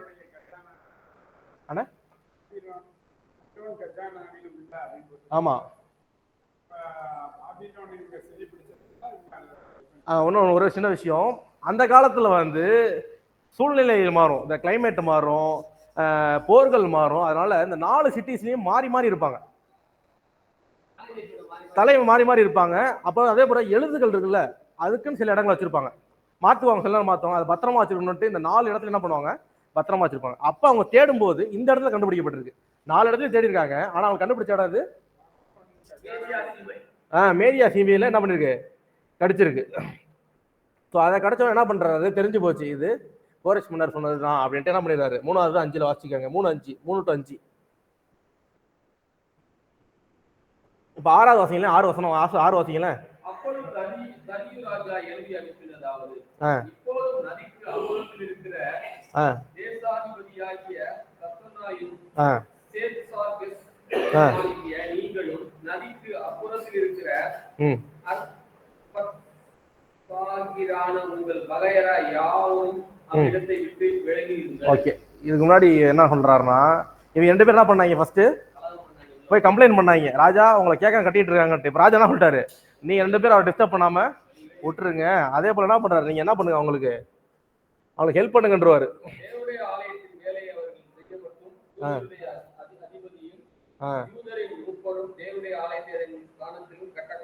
கட்ட கடவார்கள் சொல்லிட்டு ராஜா நிறைய பொக்கிஷம் கொடுப்பாரு. 8, 10 அதெல்லாம் வாட்சி பாருங்க, நிறைய பொக்கிஷம் கொடுப்பாரு. கொடுத்து என்ன பண்ணுவாரு, நீங்க இதெல்லாம் வச்சுக்கோங்கப்பா, எனக்காக என் பிள்ளைக்காக ஜோம் பண்ணுங்கன்னு சொல்லுவாரு ராஜா. சொல்லி முடிச்சோடனே இந்த வசனம் வாசிங்களேன், வசனம் 16 வாசிங்க. அப்பொழுது இஸ்ரவேல் புத்திரரும் ஆசாரியரும் லேவியரும் சிறையில் வந்த மற்றவர்களும் தேவனுடைய ஆலய பிரதிஷ்டை சந்தோஷமாய் கொண்டாடினார்கள். ஓகே, அவ்வளவுதான்.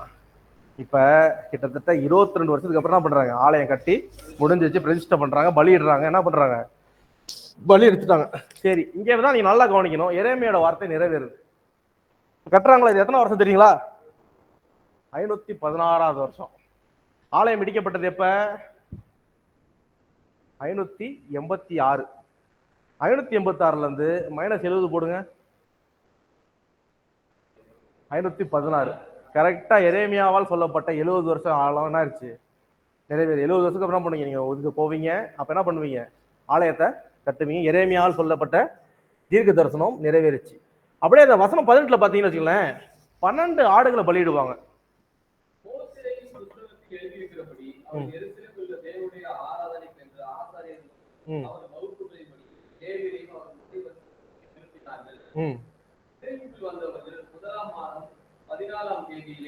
இல்ல 17, 18 வாசிங்க. 17, 18.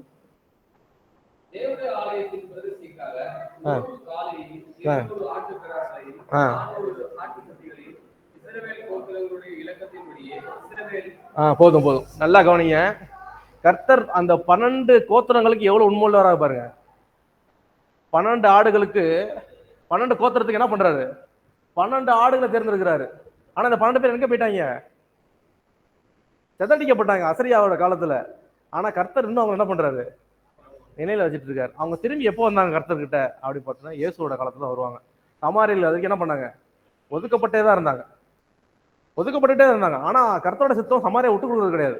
அந்த 10 கோத்திரத்தை விட்டு, ஏன்னா வெளிப்படத்துல போட்டிருக்குல்ல 1,44,000 பேர், அது நம்ம கிடையாது, இஸ்ரேலர்கள் தான். இங்க நிறைய பேர் சொல்லிட்டு இருக்காங்க 1,40,000 நாங்க தான் போக போறோம்ட்டு.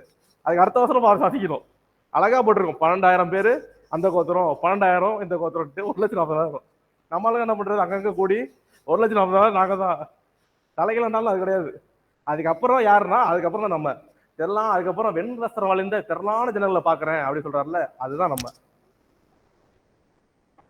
பல தேசத்துல இருந்து வராங்க, பல மக்களை பாக்குறேன், அதுதான் நம்ம. அந்த 1,44,000 நம்ம கிடையாது. யாராவது சொன்னாலும் சொல்லுங்க அவங்கள்ட்ட. நிறைய பேர் நம்ம ஊர்ல சொல்றேன், பெரிய சபைகள் நம்ம நினைக்கிறோம், அந்த சபைகள்ல இதை வந்து ஆமா அதை நம்பி அவங்க போயிட்டு இருக்காங்க. ஸோ நம்ம அதில் கொஞ்சம் விழிப்பா இருந்துக்கணும். ஓகே, என்ன நடக்கிறாங்கன்னா இந்த என்னது புளிப்பில்லாத அப்ப பண்டிகையெல்லாம் கொண்டாடுறாங்க. ஓகே, இங்க ஒரே சந்தோஷமா இருக்கு, எல்லாரும் நல்லா இருக்காங்க. ஓகே,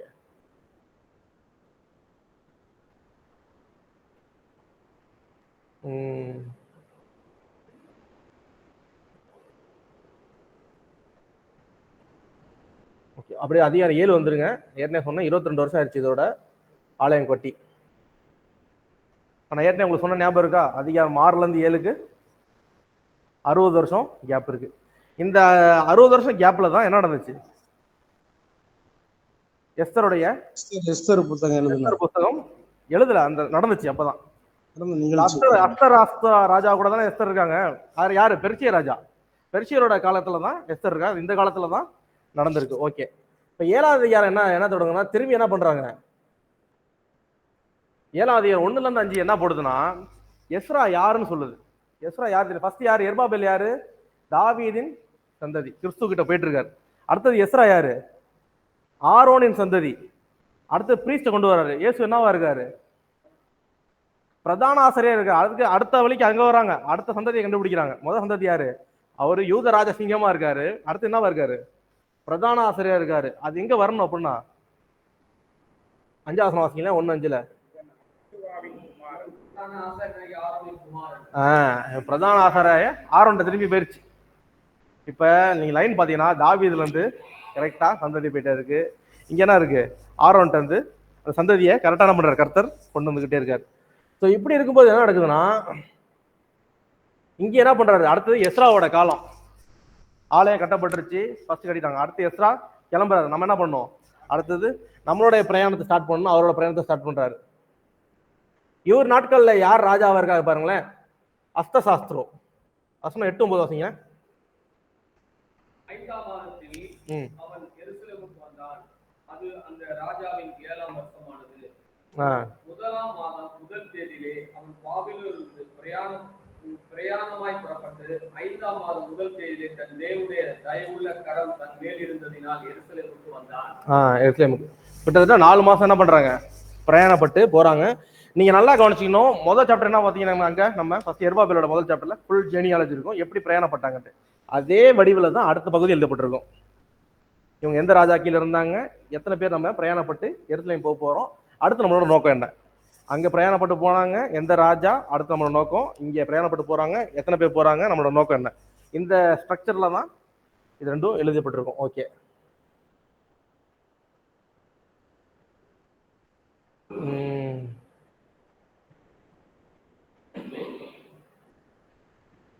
இந்த 7வது அதிகாரத்துல நீங்க ஒரு விஷயத்தை நல்லா கவனிக்கணும்.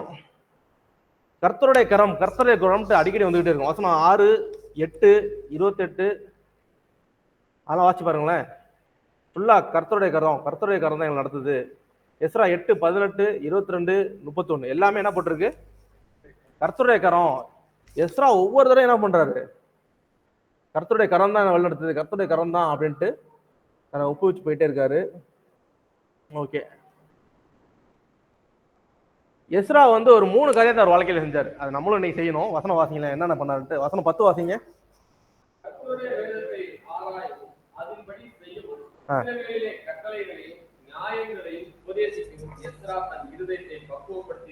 ஆமா, 3 விஷயம் தான் அவர் பண்ணாரு. என்ன பண்ணாரு? படிச்சாரு, ஆராய்ஞ்சாரு, அடுத்து என்ன பண்ணாரு? அதுபடி செஞ்சாரு, அடுத்தது சொல்லி கொடுத்தாரு, உபதேசிச்சாரு. ஃபர்ஸ்ட் என்ன பண்ணாரு? படிச்சாரு, செஞ்சாரு, சொல்லி கொடுத்தாரு. இதற்கு தான் நம்ம அழைக்கப்பட்டிருக்கோம். அதற்காக இந்த 3 விஷயம் செய்யறதுக்காக என்ன பண்றாரு? இருதயத்தை பக்குவப்படுத்திருக்காரு. ஓகே, இதுக்காக தான் அவர் அழைக்கப்பட்டிருந்தார். ஸோ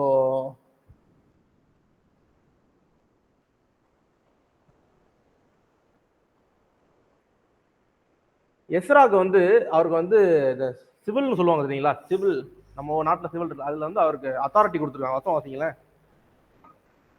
வசனம் 25, 26 வாசிங்க. நதிக்கு அப்புறத்தில் இருந்து தேவனுடைய நியாய பிரமாணங்களை அறிந்து சகல ஜனங்களின் நியாயம் விசாரிக்கத்தக்க துறைகளையும் நியாயாதிபதிகளையும் எஸ்ரோவாகிய நீ உன்னில் உள்ள உன் தேவனுடைய ஞானத்தின்படியே ஏற்படுத்துவாயாக. இந்த பிரமாணங்களை அறியாதவர்களுக்கு அவர்களை உபதேசிக்கும் கடவாய். அதான் வச்சிங்க, எதான் வச்சிங்கன்னா 25 தானே? 25, 26. தேவனுடைய நியாய பிரமாணத்தின்படியும் ராஜாவுடைய நியாய பிரமாணத்தின்படியும் செய்யாதவன் எவனும் உடனே மரணத்தின் ஆக்கிலும் தேசத்துக்கு புறம்பாக்கிலும். ஓகே, இவருக்கு எதுவும் இல்லை, ஒரு அத்தாரிட்டி கொடுத்துருச்சு. பெர்சியன் கண்ட்ரி கொடுத்து ஒருத்தர் கொலை செல்ற அளவுக்கு என்ன பண்ணிருச்சு, ஒரு அத்தாரிட்டி கொடுத்துருச்சு. இவர் என்ன இருக்காரு, அடுத்து ஒரு மெயினான லீடரா, ரிலீஜியஸ் லீடரா இருக்காரு. ஓகே,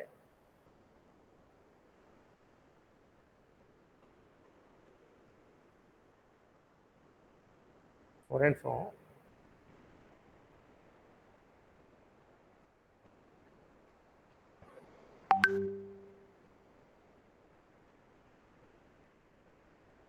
எட்டாவது அதிகாரம் வசனம் 1-14. திரும்பியும் பெயர்கள் போட்டிருக்கு. எத்தனை பேர் நம்ம பிரயாணப்பட்டு போறோம். அதுல நீங்க கவனிக்க வேண்டிய விஷயம், வசனம் 2 வசீங்களேன்.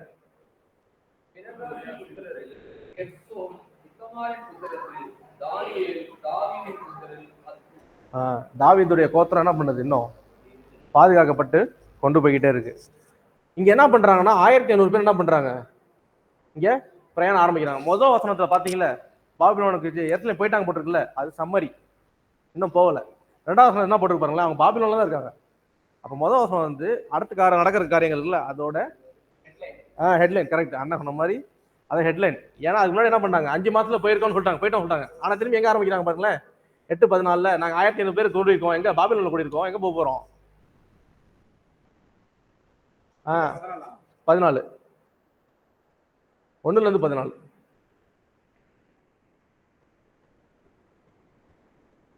சரி, ஓகே. இங்க என்ன பண்றாங்கன்னா, ரெண்டாவது குரூப் ரெடி ஆயிடுச்சு. எஸ்ரா ரெடி ஆயிட்டாரு.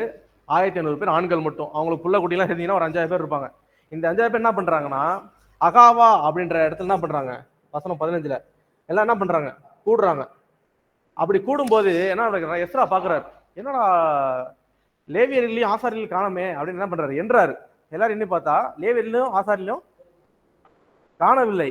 ஏன் அப்படி காணவில்லை அப்படி பாத்தீங்கன்னா, அவங்க எல்லாம் என்ன பண்ணிட்டாங்க, பாபிலோன்ல எடுத்தாங்க. ஏன்னா இப்ப ஆலயத்துக்கு போனா முன்னாடி இருந்த மாதிரி சொகுசா இருக்க முடியாது.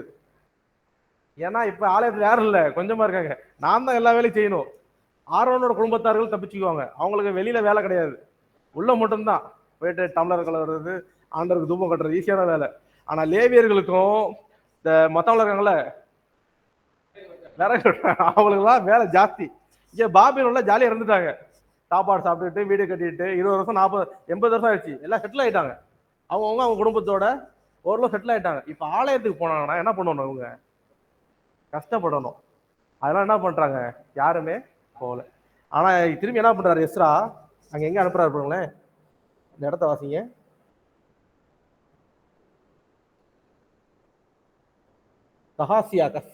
கசியாவா அந்த இடம் என்ன பாருங்க, 8-15-16 பாருங்க.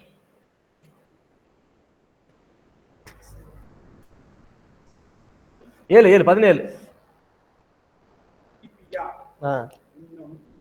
இருக்கிற தலைவனாகிய ஓகே, செய்தி கொண்டு ஓகே, அவர்களுக்கு கற்பித்த தேவனுடைய ஆலயத்து பணிவிடைக்காரரை அவர்கள் கசிப்பியா என்னும் ஸ்தலத்தில் இருக்கிற தங்கள் சகோதரனாகிய இத்தோவாவுக்கும் சொல்ல வேண்டிய வார்த்தைகளை சொல்லிட்டு. ஓகே, என்னன்னா கசிப்பியான்ற ஒரு இடம் இருக்குல்ல, அங்கதான் லேவியர்கள் எல்லாம் தங்குற இடம். இப்ப நம்ம பழைய பல ஆண்டவர் கொடுத்தாருல, இங்கெல்லாம் தங்கணும்ட்டு, அதை இன்னமும் என்ன பண்றாங்க, பாபிலோன்லயும் அதை கடைபிடிச்சிருக்காங்க. அதனாலதான் இவர் அங்க போகும்போது ஒரு இடத்துல மட்டும் எப்படி 220 பேர் இருக்காங்க. அங்க வசனம் போட்டிருக்கு, என்ன பண்ணிருக்கு, 220 பேர் அங்க இருந்திருக்காங்க, லேவியர்களும் அந்த வேலை செய்யறவங்களும். ஓகே, இங்க எஸ்ரா என்ன சொல்றாருன்னா, ஆலயத்துக்கு வேலை செய்யறதுக்கு வாசிங்க. தாவீதும் பிரபுக்களும் லேவியருக்கு பணிவிடைக்காரராக வைத்த 220 பேரையும் எங்களிடத்தில் அழைத்து கொண்டு வந்தார்கள். அவர்கள் எல்லாருடைய பெயர்களும் குறிக்கப்பட்டன. ஓகே, இவங்க என்ன பண்றாங்க, வேலை செய்யணும். அதெல்லாம் என்ன பண்றாங்க, பயப்படுறாங்க போறதுக்கு. என்ன ஃபர்ஸ்ட் என்ன சொல்ல வந்தாங்க? ஆமா, இவங்க போகல. ஓகே, எஸ்ராக்கு எப்படி தெரியும் இப்ப ஆலயத்துல ஆள் இல்ல அப்படின்ட்டு? இது யோசிச்சிருக்கீங்க நினைக்காது? எஸ்ரா என்ன பண்றாரு, லேவியனை தேடுறாரு ஆலயத்துக்கு வேலை செய்யறதுக்கு. அப்புறம் என்ன பண்றாரு, இந்த நெமீதியம் இவங்களையும் தேடுறாரு. ஏன் எஸ்ரா அப்படி தேடுறாரு அப்படின்னு பாத்தீங்கன்னா, எஸ்ராக்கு எப்படி இதெல்லாம் தெரியும் பாத்தீங்கன்னா, அங்க ஆலயத்துல நடக்கு பாத்தீங்கன்னா, எருபாபேல் போய் எத்தனை வருஷம் ஆச்சு? 80 வருஷம் ஆயிடுச்சு. 80 வருஷம் ஆச்சு. எருபாபேல் போய் என்ன ஆச்சு, ஆலயம் கட்டப்பட்டுருச்சு. ஆலயத்துல எல்லாம் மக்கள் என்ன பண்ணாங்க, தங்கிட்டாங்க. 80 வருஷத்துல என்ன நடந்திருக்குன்னா, பின்னாடி இந்த வசன வாசியம் படிப்போம். 80 வருஷத்துல லேவியர்களும் ஆசாரியர்களும் பக்கத்துல இருக்க புறஜாதி தேசத்துல இருக்க பெண்களை கல்யாணம் பண்ணிடுவாங்க. இந்த 80 வருஷத்துல கலப்பினம் ஆயிரும். இந்த 80 வருஷத்துல என்ன ஆயிரும், கலந்துட்டாங்க. இந்த நியூஸ்ல யாருக்கு தெரியும்? எஸ்ராக்கு. ஏன்னா இவர் யாரு, அபிஷியல். பாபிலோன்லயும் எருசலேம்லயும் என்ன நடக்குது என்ன பண்ணுவோம், நியூஸ் வந்துகிட்டே தான் இருக்கும். அப்படி இவருக்கு வரும்போது என்ன தெரியுது, எருசலேம்ல இப்ப ஆலயம் என்ன இருக்கு, முன்னாடி போல நடக்கிறது இல்ல. ரெண்டாவது, ஏன் அப்படி எருபாபேல் கூட போனாங்களே, நிறைய லேவியர்கள் கூட்டு போனார்ல, அதுல பாதி பேர் திரும்பி வந்துட்டாங்க. அவங்களுக்கு என்ன இல்ல, ஆலயத்தை கட்டி அப்புறம் ஃபர்ஸ்ட்ல வேலை செஞ்சு அவங்க எவ்வளவு இதாக இருப்பாங்க. அதனால விசுவாசத்துல சோர்வாகி வருமானம் இருக்காது. பழைய ஏற்பாடுன்னு வச்சுக்கோங்களேன், காணிக்க நிறைய வரும், சந்தோஷமா ஜாலியா இருந்தாங்க. இப்ப என்ன இல்ல, நம்மளுக்கு பாதி பேர் இங்க இருக்காங்க, கொஞ்சம் பேர் தான் அங்க இருக்காங்க. அதுலயும் பாதி பேர் நான் கல்யாணம் பண்ணிட்டு அங்க போயிட்டு இருக்காங்க. வருமானம் எல்லாம் என்ன பண்றாங்க, எல்லாரும் திரும்பியும் பாபிலோனுக்கு வந்தாங்க. அதே போல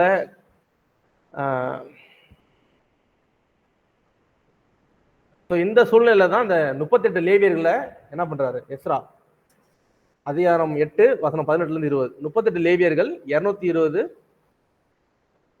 ஆலயத்துல வேலை செய்யறவங்கள கூட்டு போறாரு. சரிங்களா? 18 பேரையும்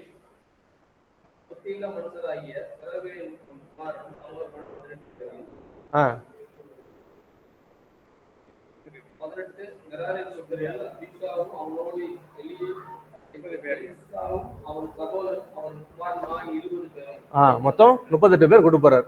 38 லேவியர்கள், அப்புறம் 200 வேலை செய்யறவங்க இருக்காங்க. ஓகே ஓகே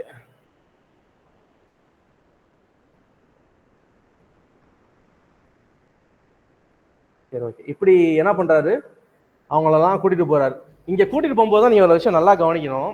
எஸ்ரா கூட்டிட்டு போகும்போது என்ன பண்றாரு, கூட்டிட்டு போகும்போது அகாவான்ற இடத்துல என்ன பண்றாரு, உபவாசம் இருந்து ஜெபம் பண்ணுவார். ஸோ இந்த கேப்ல தான் ராஜா கேட்பாரு, நீங்க தனியா போறீங்களேப்பா, உங்களுக்கு நான் என்னுடைய வேலையாட்கள் சோல்ஜர்ஸை கூட அனுப்பட்டுமா அப்படின்னு கேட்பாரு. எஸ்ரா சொல்லுவாரு, வேணாம்னு சொல்லிடுவாரு. ஆனா எஸ்ரா யாரை கேட்கிறாரு தெரியுதா?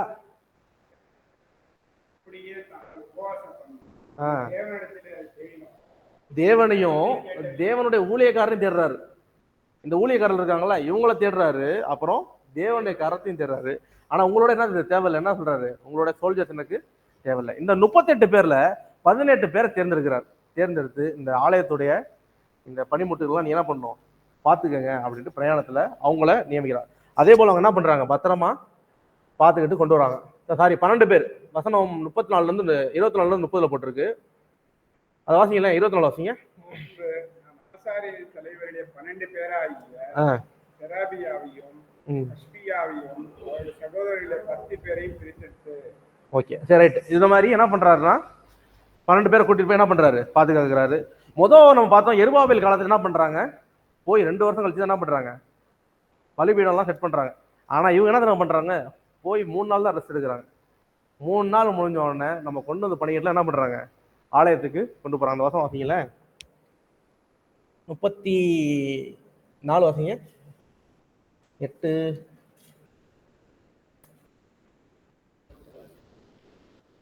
நிறையெல்லாம் அந்த காலத்தில் எழுதப்பட்டது.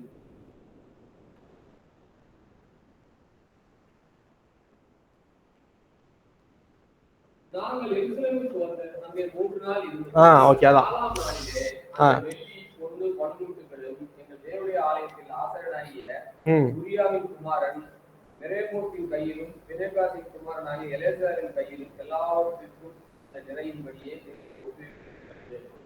ஓகே.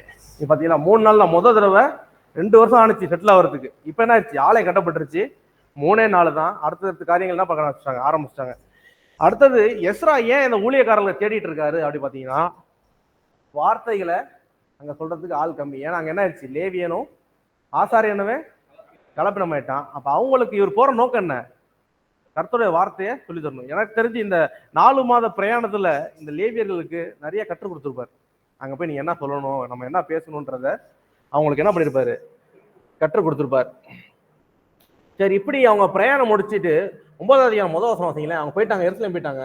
இவைகளை செய்து முடித்த பின்பு பிரபுக்களிடத்தில் சேர்ந்து இஸ்ரவேல் ஜனங்களும் ஆசாரியரும் லேவியரும் ஆகிய இவர்கள் கானானியர், ஏத்தியர், எபூசியர், அம்மோனியர், மோவாபியர், எகிப்தியர், அம்மோனியர் என்னும் இந்த தேசங்களின் ஜனங்களுக்கும் அவருடைய அலுவலகத்துக்கும் விலகி இருக்கவில்லை.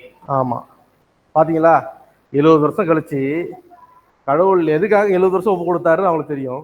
70 வருஷம் கழிச்சு வராங்க, திரும்பி 70 வருஷம் கழிச்சு என்ன பண்றாங்க, ஆலயம் கட்டிடுறாங்க. 80 வருஷம் ஆயிடுச்சு. அவங்க என்ன பண்றாங்க, திரும்பியும் அந்த பாவத்துல என்ன பண்றாங்க, அதே பாவத்துல என்ன பண்றாங்க, போய் உழுவுறாங்க. இதுல யார் உழுந்தது பாருங்களேன், லேவியர்களும் ஆசாரியர்களும். மக்களுக்கு எடுத்துக்காட்டா இருக்க வேண்டிய லேவியர்களும் ஆசாரியர்களும் என்ன பண்றாங்க, அப்படிப்பட்ட பாவத்துல போய் உழுவுறாங்க. அப்ப இந்த நியூஸ் வந்து எஸ்ராக்கு தெரியுது. எஸ்ரா என்ன பண்றாரு தெரியுங்களா, 3வது வசனத்துல வந்து 15வது வசனம் வரைக்கும் சட்டையை கிழிச்சுக்கிட்டு தலையில இருக்க முடி இருக்குல்ல, அதை பிச்சுக்கிட்டு அழுவுறாரு. ஆண்டவரே, எனக்கு தெரியாம இப்படி பண்ணிட்டோம், எங்க ஆசாரியர் லேவியர்கள் இப்படி பண்ணக்கூடாது ஆண்டவரே அப்படின்ட்டு என்ன பண்றாரு, கடவுளோட மன்றாடுறாரு. ஓகே, ஏன் இப்படி இந்த கல்யாணம் பண்ணக்கூடாது அப்படின்னா, நம்மளுக்கு சாலமோன் எக்ஸாம்பிளா இருக்காரு, பிலேயாம் கதை எக்ஸாம்பிளா இருக்கு. ஃபர்ஸ்ட் என்ன பண்ணும், புறஜாதியை கல்யாணம் பண்ற மாதிரி கொண்டு போய் பிசாசு எங்க போயிடுவான், விக்கிர ஆராதனைக்கு கூட்டிட்டு. சாலமோன் பிலேயாம் காலத்துல மோவாபியர்கள் எப்படி ஏவி விட்டு பாவம் செஞ்சாங்க. ஸோ இந்த மாதிரி காரியங்கள்லாம் நடக்கக்கூடாது அப்படின்றதுக்காக என்ன பண்ணாங்க,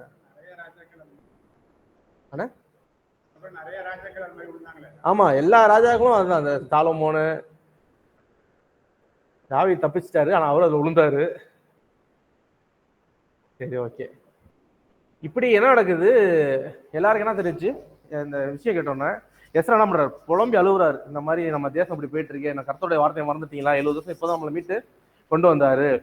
அப்ப 10வது அதிகாரத்துல திரும்பி எஸ்ரா போய் அழுவார். அப்ப ஒரு லேவியன் வருவான் 10வது அதிகாரத்துல, வசனம் 2 வாசிங்களேன், 10:2.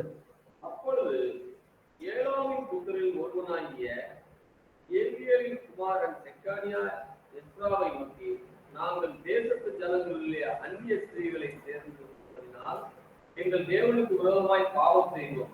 ஆகிலும் இப்பொழுது இந்த காரியத்திலே இன்னும் இஸ்ரவேலுக்காக நம்பிக்கை உண்டு. இது யார் சொல்றோம்னா, செக்கானியான்ற ஒரு லேவியன் சொல்றான், இன்னும் எங்களுக்கு நம்பிக்கை உண்டு, நாங்க என்ன பண்றோம், அப்ப நாங்க என்ன பண்ணோம் அப்படின்னு கேக்குறாங்க. எஸ்ரா என்ன சொல்றாருன்னா, எஸ்ரா என்ன சொல்றாரு, இனிமே நீங்க என்ன பண்ணக்கூடாது,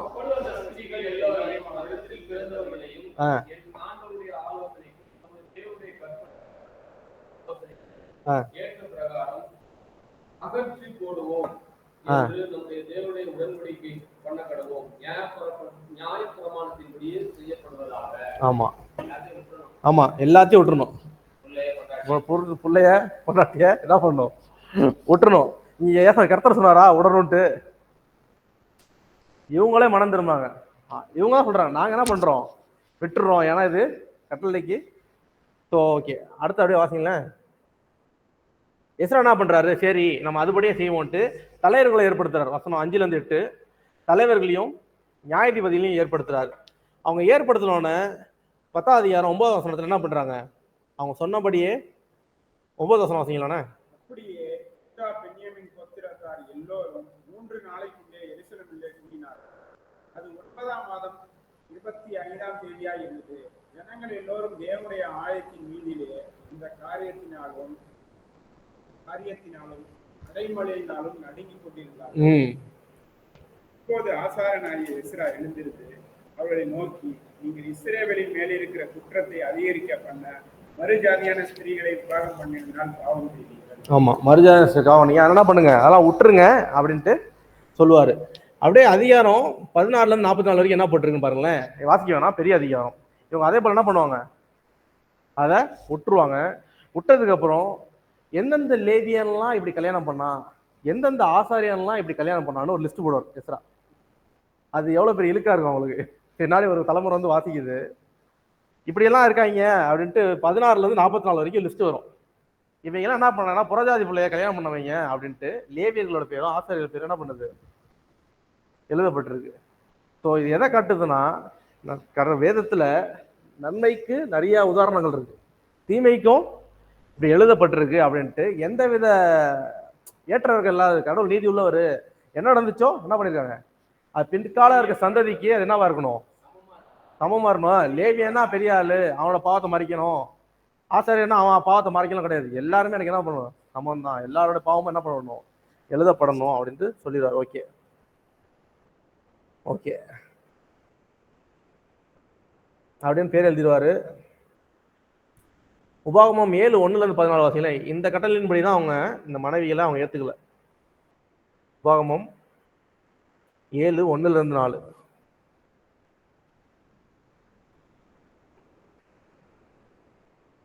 சுதந்திரிக்கிற போகிற தேசத்தில் தேவனாய கர்த்தர் உன்னை பிரவேசிக்க பண்ண உன்னை பார்க்கிலும் ஜனப்பொருந்திய ஜாதிகளை ஏத்தியர், கிர்காசியர், எமோரியர், கானானியர், பெர்சியர், ஏவியர், எபேசியர் என்னும் 7 பலத்த ஜாதிகளை முன்பாக துரத்தி தேவனாய கர்த்தர் அவர்களை உன்னிடத்தில் ஒப்புக் கொடுக்கும் போது அவர்களை முறியடித்து அவர்களை சங்காரம் பண்ண கடவாய்.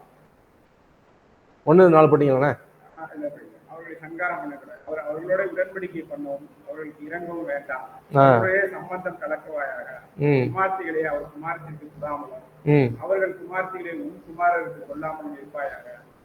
என்னை பின்பற்றாமல் அந்நிய தேவர்களை சேவிக்கும்படி அவர்கள் குமாரரை வேகம் பண்ணுவார்கள். அப்பொழுது கர்த்தருடைய கோபம் உங்கள் மேல் உண்டு, உங்களை சீக்கிரத்திலே அழிக்கிறோம். ஓகே, இந்த கட்டளை இப்படிதான் என்ன பண்றாங்க, கர்த்தரோட கோபம் திரும்பி என்ன பண்ணுவோம் உங்க மேல வந்து சீக்கிரம் அழிக்கும். இந்த விஷயத்தின்படி என்ன பண்றாங்க அவங்கலாம், சரி நாங்க விட்டுறோம் அப்படின்னு விட்டுறாங்க. சரி இப்போ ஓகே, இது வேதத்துல இப்படி போட்டிருக்கு. ஆனா மீகா என்ன போட்டிருக்கு நீங்க இப்ப யோசிங்களேன். நீங்க ஒரு தெரியாம உங்க மகனுக்கோ பிள்ளைக்கோ வந்து என்ன பண்ணிருக்கீங்க, ஒரு இந்து பையனை லவ் பண்ணிட்டான், பிள்ளைய லவ் பண்றான்னு கல்யாணம் பண்ணி வச்சிருந்தீங்க. அதுக்காக திடீர்னு கர்த்தருக்கு பிரியம் இல்லை அவளை விட்டுட்டு வா அப்படின்னா தப்பு, ஃபர்ஸ்ட் தப்பு. ஆமா மீறிட்டாங்க.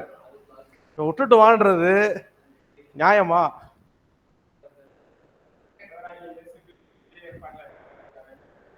ஆமா ஆமா ஆமா. பவுல் என்ன சொல்றாருன்னா கல்யாணம் பண்ணாத சொன்னாரு. அடுத்து அவன் கல்யாணம் பண்ணிட்டனா என்ன பண்ணக்கூடாது, தள்ளிவிடக்கூடாதுன்னு போட்டிருக்காரு. 2 பாயிண்ட் கொடுத்துருக்கு. கல்யாணம் பண்ணாத, கல்யாணம் பண்றா என்ன பண்ணு அதே பண்ணி இருந்துக்க, முடிஞ்சாலும் அவனை மாத்த ட்ரை பண்ணதான் சொல்லிருக்காரு. 2 வியூ கொடுத்துருக்காரு. ஓகே, மல்கியா 2:14 என்ன போட்டிருக்காருன்னா காட் ஹேட்ஸ் டிவோர்ஸ். கடவுள் வந்து விவாகரத்தை தள்ளி விடுதல் என்ன பண்றாரு, வெறுக்கிறாரு. சரி ஓகே, ஆனா இங்க என்ன நடக்குதுன்னா எல்லாரும் தள்ளி விடுங்க அப்படின்னு சொல்றாங்களே. அது ஒன்லி ஃபார் பிரிஸ்டுக்கு தானே, எல்லாருக்கும். அது எல்லாருக்கும் ஊழியர்களுக்கு மட்டும் கிடையாது, எல்லாருக்கும் அது எல்லாருக்கும். இல்ல இப்ப நம்ம வந்து ஆண்டவரை பத்தி சொல்லி அவங்கள நம்ம ஆண்டவருக்குள்ள நடத்திக்கலாம். புதிய ஏற்பாட்டுல அப்படி ஒரு கட்டளை இல்ல தானே, பழைய ஏற்பாடு. ஓகே, ஆமா.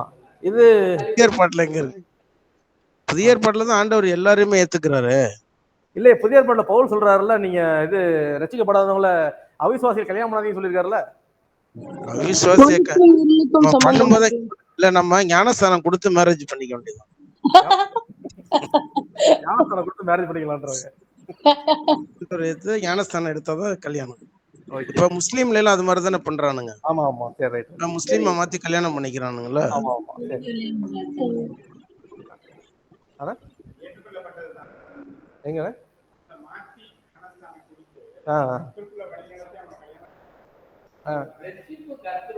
ஆமா மாத்த முடியாதா? நம்ம நிறைய பேர் பிளான் பண்ணி இப்ப அதே கல்யாணம் பண்ணி அப்படி போயிடுறாங்க. ஆமா ஆமா உண்மை. ஆமா ஆமா, நம்ம விழுந்துடுறோம் அதுல ஆக்சுவலா. ஆமா சரி ரைட். அப்ப இங்க என்ன நடக்குதுன்னா முதல் காரியம் எஸ்ரா விட்டுட்டு வாங்கன்னு சொல்லல. அந்த லேவியன் இருக்காருல்ல அவரும் சொல்றாரு நாங்க விட்டுறோம் ஐயா, நாங்க பண்ணது தப்பு. எஸ்ரா சொன்னாரா விட்டுட்டு வாங்கன்ட்டு அழுகுறாரு. இப்படி பண்ணிட்டாங்க நேற்று கடவுள் அழுகுறாரு. இவர் அழுகிறத பார்த்து லேவி என்ன சொல்றாரு, ஆஹா கடவுளை பார்த்து, ஏன்னா கிட்டத்தட்ட ஒரு 60 வருஷமா என்ன பண்ணல, கடவுள் பயபக்தி இல்லாம என்ன பண்ணிட்டாங்க, பாவத்திலே வாழ்ந்துட்டாங்க. இப்ப பாஸ்ட் பையனை பார்த்துருக்கீங்களா? இல்லைன்னா புதுசா ஒரு ஊழியக்காரர் பார்த்துருக்கீங்களா? ஒரு 60 வருஷம் ஊழியக்காரருக்கும் முதிர் வயது பார்க்கிறவங்களுக்கும் ஒரு 30 வயசுல ஒரு ஊழியக்காரருக்கும் ஒரு உற்சாகம் பார்த்துருக்கீங்களா? பயங்கரமா இருப்பாங்க, வெறித்தனமா இருப்பாங்க. அவங்கள பார்த்து என்ன பண்ணணும்? நம்மளுக்கு என்ன பண்ணுவோம்? ஐயோ நம்ம இப்படி பண்றோமே, ராஜ்யத்தை பத்தி அதிகமா பேசுவாங்க. ஒரு 70-80 வயசு மேல இருக்கு. எனக்கு ஒரு டவுட்டு. சொல்லுங்க. ஏன்னா பழைய ஏற்பாட்டு காலத்துல வந்து நிறைய மேரேஜ் பண்ணிக்கிறதுனால அன்னைக்கு அவங்கள விட்டுட்டு வந்தா கூட அவனும் பெருசா எடுத்திருக்க மாட்டான், வேற கல்யாணம் மட்டும். இன்னைக்கு நம்ம ஊர்ல ஒரு கல்யாணம் நீங்க அப்படி பாத்துட்டீங்கன்னா மல்கியால சொல்ற கர்த்தரை வார்த்தை மத்த தள்ளி விடக்கூடாது. அப்ப பழைய கருத்தை விட்டுட்டு வரலான்னு ஒன்னும் பிரச்சனை இல்லைன்றாரு. அப்ப நீங்க எகோவா தேவதை கட்டளை இல்ல அந்த காலத்துல அது வந்து மேரேஜ் நிறைய பண்ணிக்கலான்றதுனால ஏற்கனவே மேரேஜ் பண்ணிட்டு விட்டா கூட அவங்க பெருசா எடுத்திருக்க மாட்டாங்க. அவங்க வேற அவங்க ஊர்ல அவங்க ஆளை யாரா கல்யாணம் பண்ணிட்டு போயிருந்தாங்க. ஆனா இப்ப உள்ள சூழ்நிலை அது மாதிரி இல்லைல்ல, ஒருத்தனுக்கு ஒருத்தி அதான் சொல்லுவாங்க ரைட் அப்படின்றது ஒரு மாதிரி இருக்குல்ல. ஆமா ஆமா இப்ப சிக்கல்.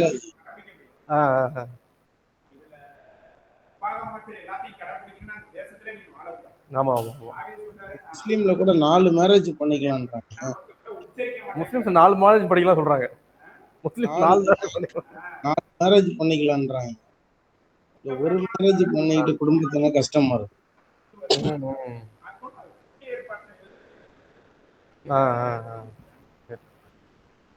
புதிய ஏற்பாடுல என்ன சொல்றாங்கன்னா நம்ம புறஜாதியை கல்யாணம் பண்ணக்கூடாது ஃபர்ஸ்ட் ஆப்ஷன்.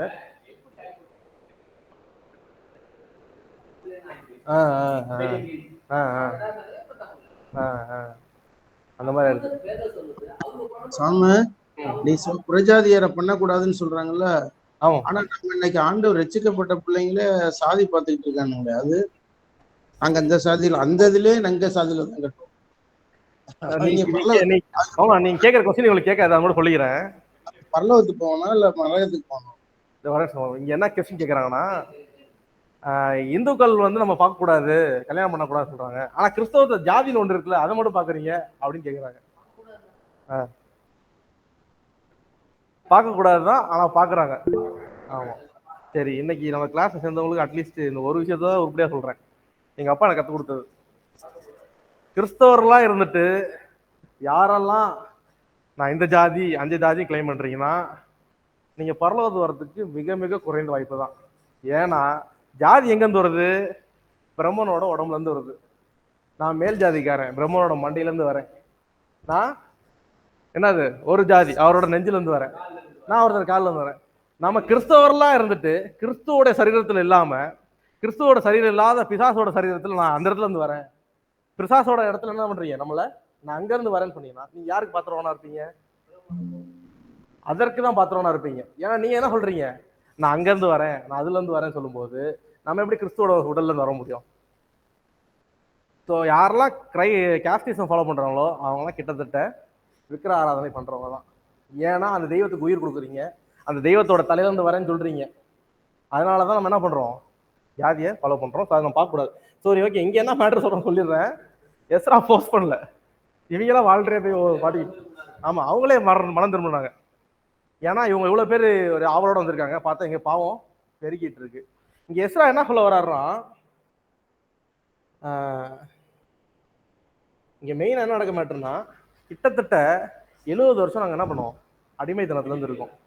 நீங்க அடிமைத்தனத்துல இருந்து எதுக்கு இருந்தீங்க? அந்த பனிஷ்மெண்ட் எதுக்கு? வேசித்தனம். இதெல்லாம் பண்ணக்கூடாதுன்னு தானே நீங்க மாறி வந்தீங்க. திரும்பி இங்க வந்துட்டு கடவுள் நீண்ட காலம் பாடம் சொல்லி கொடுத்துருக்காரு. நம்மளோட சந்ததியெல்லாம் சிறந்தடிச்சிட்டாரு. கொஞ்சம் பேர் தான் வந்திருக்கீங்க. ஆனா அந்த கொஞ்சம் பேரும் திரும்பி அதே பாவத்தை பண்ணீங்கன்னா, கர்த்தர் திரும்பி சிதறடிச்சா நீங்க என்ன பண்ணுவீங்க? அதனால இந்த ஒரு முறை அது எவ்வளவு பெரிய பாவமா தான் பரவாயில்ல, விட்டுரு. இப்பையில இருந்து இது பரிசுத்த ஜாதியா மாறட்டும். இதுதான் எஸ்ரா சொல்ல வந்த விஷயம். இது கஷ்டமா தான் இருக்கும், விடுறது கஷ்டம்தான். ஆமா ஆமா, இது ரொம்ப ரொம்ப கஷ்டமான விஷயம்தான். ஆனா நீ இதை விட்டுட்டனா இஸ்ரேல் திரும்பி என்ன ஆயிரும்? பரிசுத்த சந்ததியா மாறிடும். ஆனா நீ இதை உடல்னு வச்சுக்கோங்களேன், ஜென்மத்துக்கு பரிசுத்த சந்ததியா கடைசியா எடுக்க வேண்டிய முடிவு ரொம்ப ரொம்ப கடினமான முடிவு. எஸ்ரா சொல்லிடுவார், நீங்க இதை விட்டீங்கன்னா நீங்க என்ன பண்ணுவீங்க? பரிசுத்த சந்ததியா கர்த்தர் நினைச்சது அந்த பனிஷ்மெண்ட்டுக்கு பரிகாரம் செலுத்திடலாம். செஞ்சுட்டீங்கன்னா, இப்ப விட்டுட்டீங்கன்னா திரும்பியும் அவர் கொடுத்த பனிஷ்மெண்ட்டுக்கு வேல்யூவே இல்லாமல் போயிடும். திரும்பி நம்ம என்ன பண்றோம்? 70 வருஷம் நம்ம முன்னோர்கள் பட்ட பாடுகளுக்கு புண்ணியமே இல்லாமல் போயிடும். அதனால மக்கள் என்ன பண்ணிடுவாங்க, முடிவு எடுத்துருவாங்க, சரி நாங்க விட்டுடுறோம். யெகோவா தேவனுக்கு அவ்வளவு முக்கியத்துவம் தராங்க, அவருக்கு அவ்வளவு முக்கியம் தருவாங்க. எனக்கு தெய்வத்தோட நேசம் தான் முக்கியம்.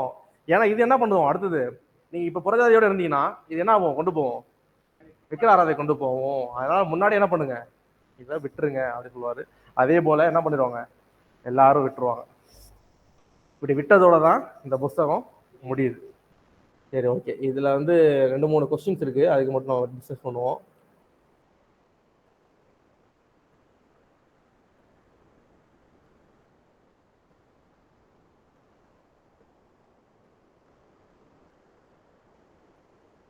அந்த பேர்கள் போட்டிருந்தாங்கல்ல, அவங்களோட பேர்கள் எழுதியிருந்தாங்கல்ல, அவங்க ஏன் எழுதுனாங்கன்னா மற்றவங்களுக்கு வார்னிங்காக, மற்றவங்க இது போல செய்யக்கூடாது. அடுத்தது லீடர்ஷிப் ரெஸ்பான்சிபிலிட்டி, ஒருத்தவங்களுக்கு ஒரு தலைமைத்துவம் கொடுத்துருக்காங்கன்னா அவன் அதுக்கு பங்குள்ளனா இருக்கும், அப்படி இல்லைன்னா என்ன பண்ணுவோம், இப்படி ஆயிரும் அப்படின்ட்டு எழுதியிருக்காரு.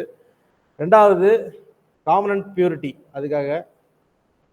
அப்புறமேட்டு இன்னொரு நல்ல விஷயம், புஸ்தகம் ஆரம்பிக்கும் போது ஒரு பேர்கள் போட்டு ஆரம்பிச்சிருக்கு, கவனிச்சிங்களா?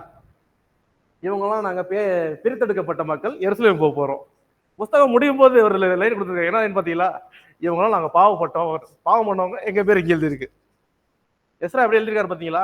முதல்ல நாங்க பிரித்தெடுத்து பரிசுத்தமா வாழ போறோம், அடுத்த ஒரு லிஸ்ட் எழுதுறாரு, பரிசுத்தமாய் வாழ போறோம்னு சொல்லிட்டு பரிசுத்தமா வாழாதவரோட லிஸ்ட் அப்படின்னு ஒரு லிஸ்ட் எழுதுறாரு. இந்த புஸ்தகம் பரிசுத்தத்தை ஆரம்பிச்சு பரிசுத்தால வாழ முடியல அப்படின்றது முடியல வந்து முடிக்கும். ஸோ இன்னைக்கு நான் இதை படிச்சுட்டு இருக்கும்போது ரொம்ப யோசிச்சேன், இப்படி பாவம் பண்ணிட்டாங்க. நெகேமியா காலத்துல இதோட ஒரு பாவம் பண்ணுவாங்க, அடுத்த சாப்டர்ல பார்க்கலாம், திரும்பி பாவம் பண்ணுவாங்க. அப்புறம் அந்த 40 வருஷம் என்ன ஆயிரும், எந்த இடையில போயிடும். இப்ப என்ன பண்ண போறாருன்னா கிறிஸ்துக்காக வருகைக்காக இருக்காங்க. ஓகே, கிறிஸ்து வந்ததுக்கு அப்புறம் பாவம் பண்றோமா இல்லையா? பாவம் பண்றதுக்குரிய அடி உழுவுதா இல்லையா? கிறிஸ்து வந்தாருன்னா ஏதோ ஒரு மாற்றம் இருக்கும்ல, முன்னாடி வந்து மாறி இருக்கணும்ல, என்ன மாறிச்சு அப்படி? பழைய ஏற்பாட்டுல இருந்து தப்பு பண்ணா அடி உழுவுது, திரும்பி கடவுள் என்ன பண்றாரு, மன்னிச்சு ஏத்துக்கிறாரு. சரி, இப்ப எல்லாம் பண்றாங்க, இஸ்ரேல் மக்கள் என்ன பண்றாங்க, மேசியா வந்துட்டாருன்னா நம்ம இதெல்லாம் மாறிடும் அப்படின்ட்டு இருக்காங்க. நம்மளும் என்ன பண்றோம், கிறிஸ்து வந்துட்டாரு, ரெண்டாவது வரப்போறாரு. கிறிஸ்து வந்ததுக்கு அப்புறமும் 70ஆம் ஆண்டுல ஆலயம் இடிக்கப்படுது, மக்களை கொளுத்தப்படுறாங்க, அடிக்கப்படுறாங்க. ஏன் இல்லைண்ணே, பழைய ஏற்பாட்டுல ஒரு சைக்கிள் போயிட்டு இருக்குண்ணே, பாவம், மன்னிப்பு, திரும்பியும் நல்லா வாழுங்க, இதுதான் போயிட்டு இருக்கு. ஓகே, இதை இப்படியே நடந்து வாழ்ந்துகிட்டே இருக்கே, அப்ப தேவகுமாரன் வர்றாருல்ல, அவரோட வர்றதுக்கு வர்ற நோக்கம் என்ன, திரும்பி அதான் நடந்துட்டு இருக்கு. இப்ப அவங்க இயேசு ஏத்துக்கலையே, ராஜ்யத்தை கட்டுறாங்க, கரெக்ட். ராஜ்யத்துக்கு பங்கு பெறுறதுக்காக ஓகே, அவங்களுக்கு நித்திய வாழ்வுலாம் தெரியாது. அவங்களுக்கு என்ன வருது, மன்னிப்பு ஆடுற மாடுல இருந்து இல்ல, அடுத்தது நித்திய வாழ்வு, அடுத்தது ஹோப்பு, எனக்கு மரணத்துக்கு அப்புறம் ஒரு நித்திய வாழ்வு இருக்குன்ட்டு இயேசு கிறிஸ்து வந்ததுக்கு அப்புறம் தான் நம்ம இப்ப பாவம் செஞ்சாலும் என்ன பண்ணிருக்கு, நம்மளுக்கு நிச்சயம் இருக்கு, மன்னிப்பு பெற்றுக்கொள்வோன்ட்டு ஒரு ஹோப் இருக்கு. அதுக்கு முன்னாடினா யோபு சொல்லுவார்ல, நான் அவரை பார்ப்பேன், என் அந்நியன் கண்கள் அல்ல, என் சொந்த கண்களே அவரை பார்க்கும். எல்லாருக்கும் தெரியாது இந்த இந்த அவேர்னஸ் வந்து எல்லாருக்கும் கிடையாது. யோபுக்கு தெரியும், தாவீது எழுதுவாரு, தானியேல் எழுதுவாரு, நான் மரணத்துக்கு அப்புறம் எனக்கு வாழ்க்கை இருக்கு, 12ஆம் கடைசி எழுதுவாரு, நாங்க திரும்பி உயிரோட எந்திரிப்போம் அப்படின்ற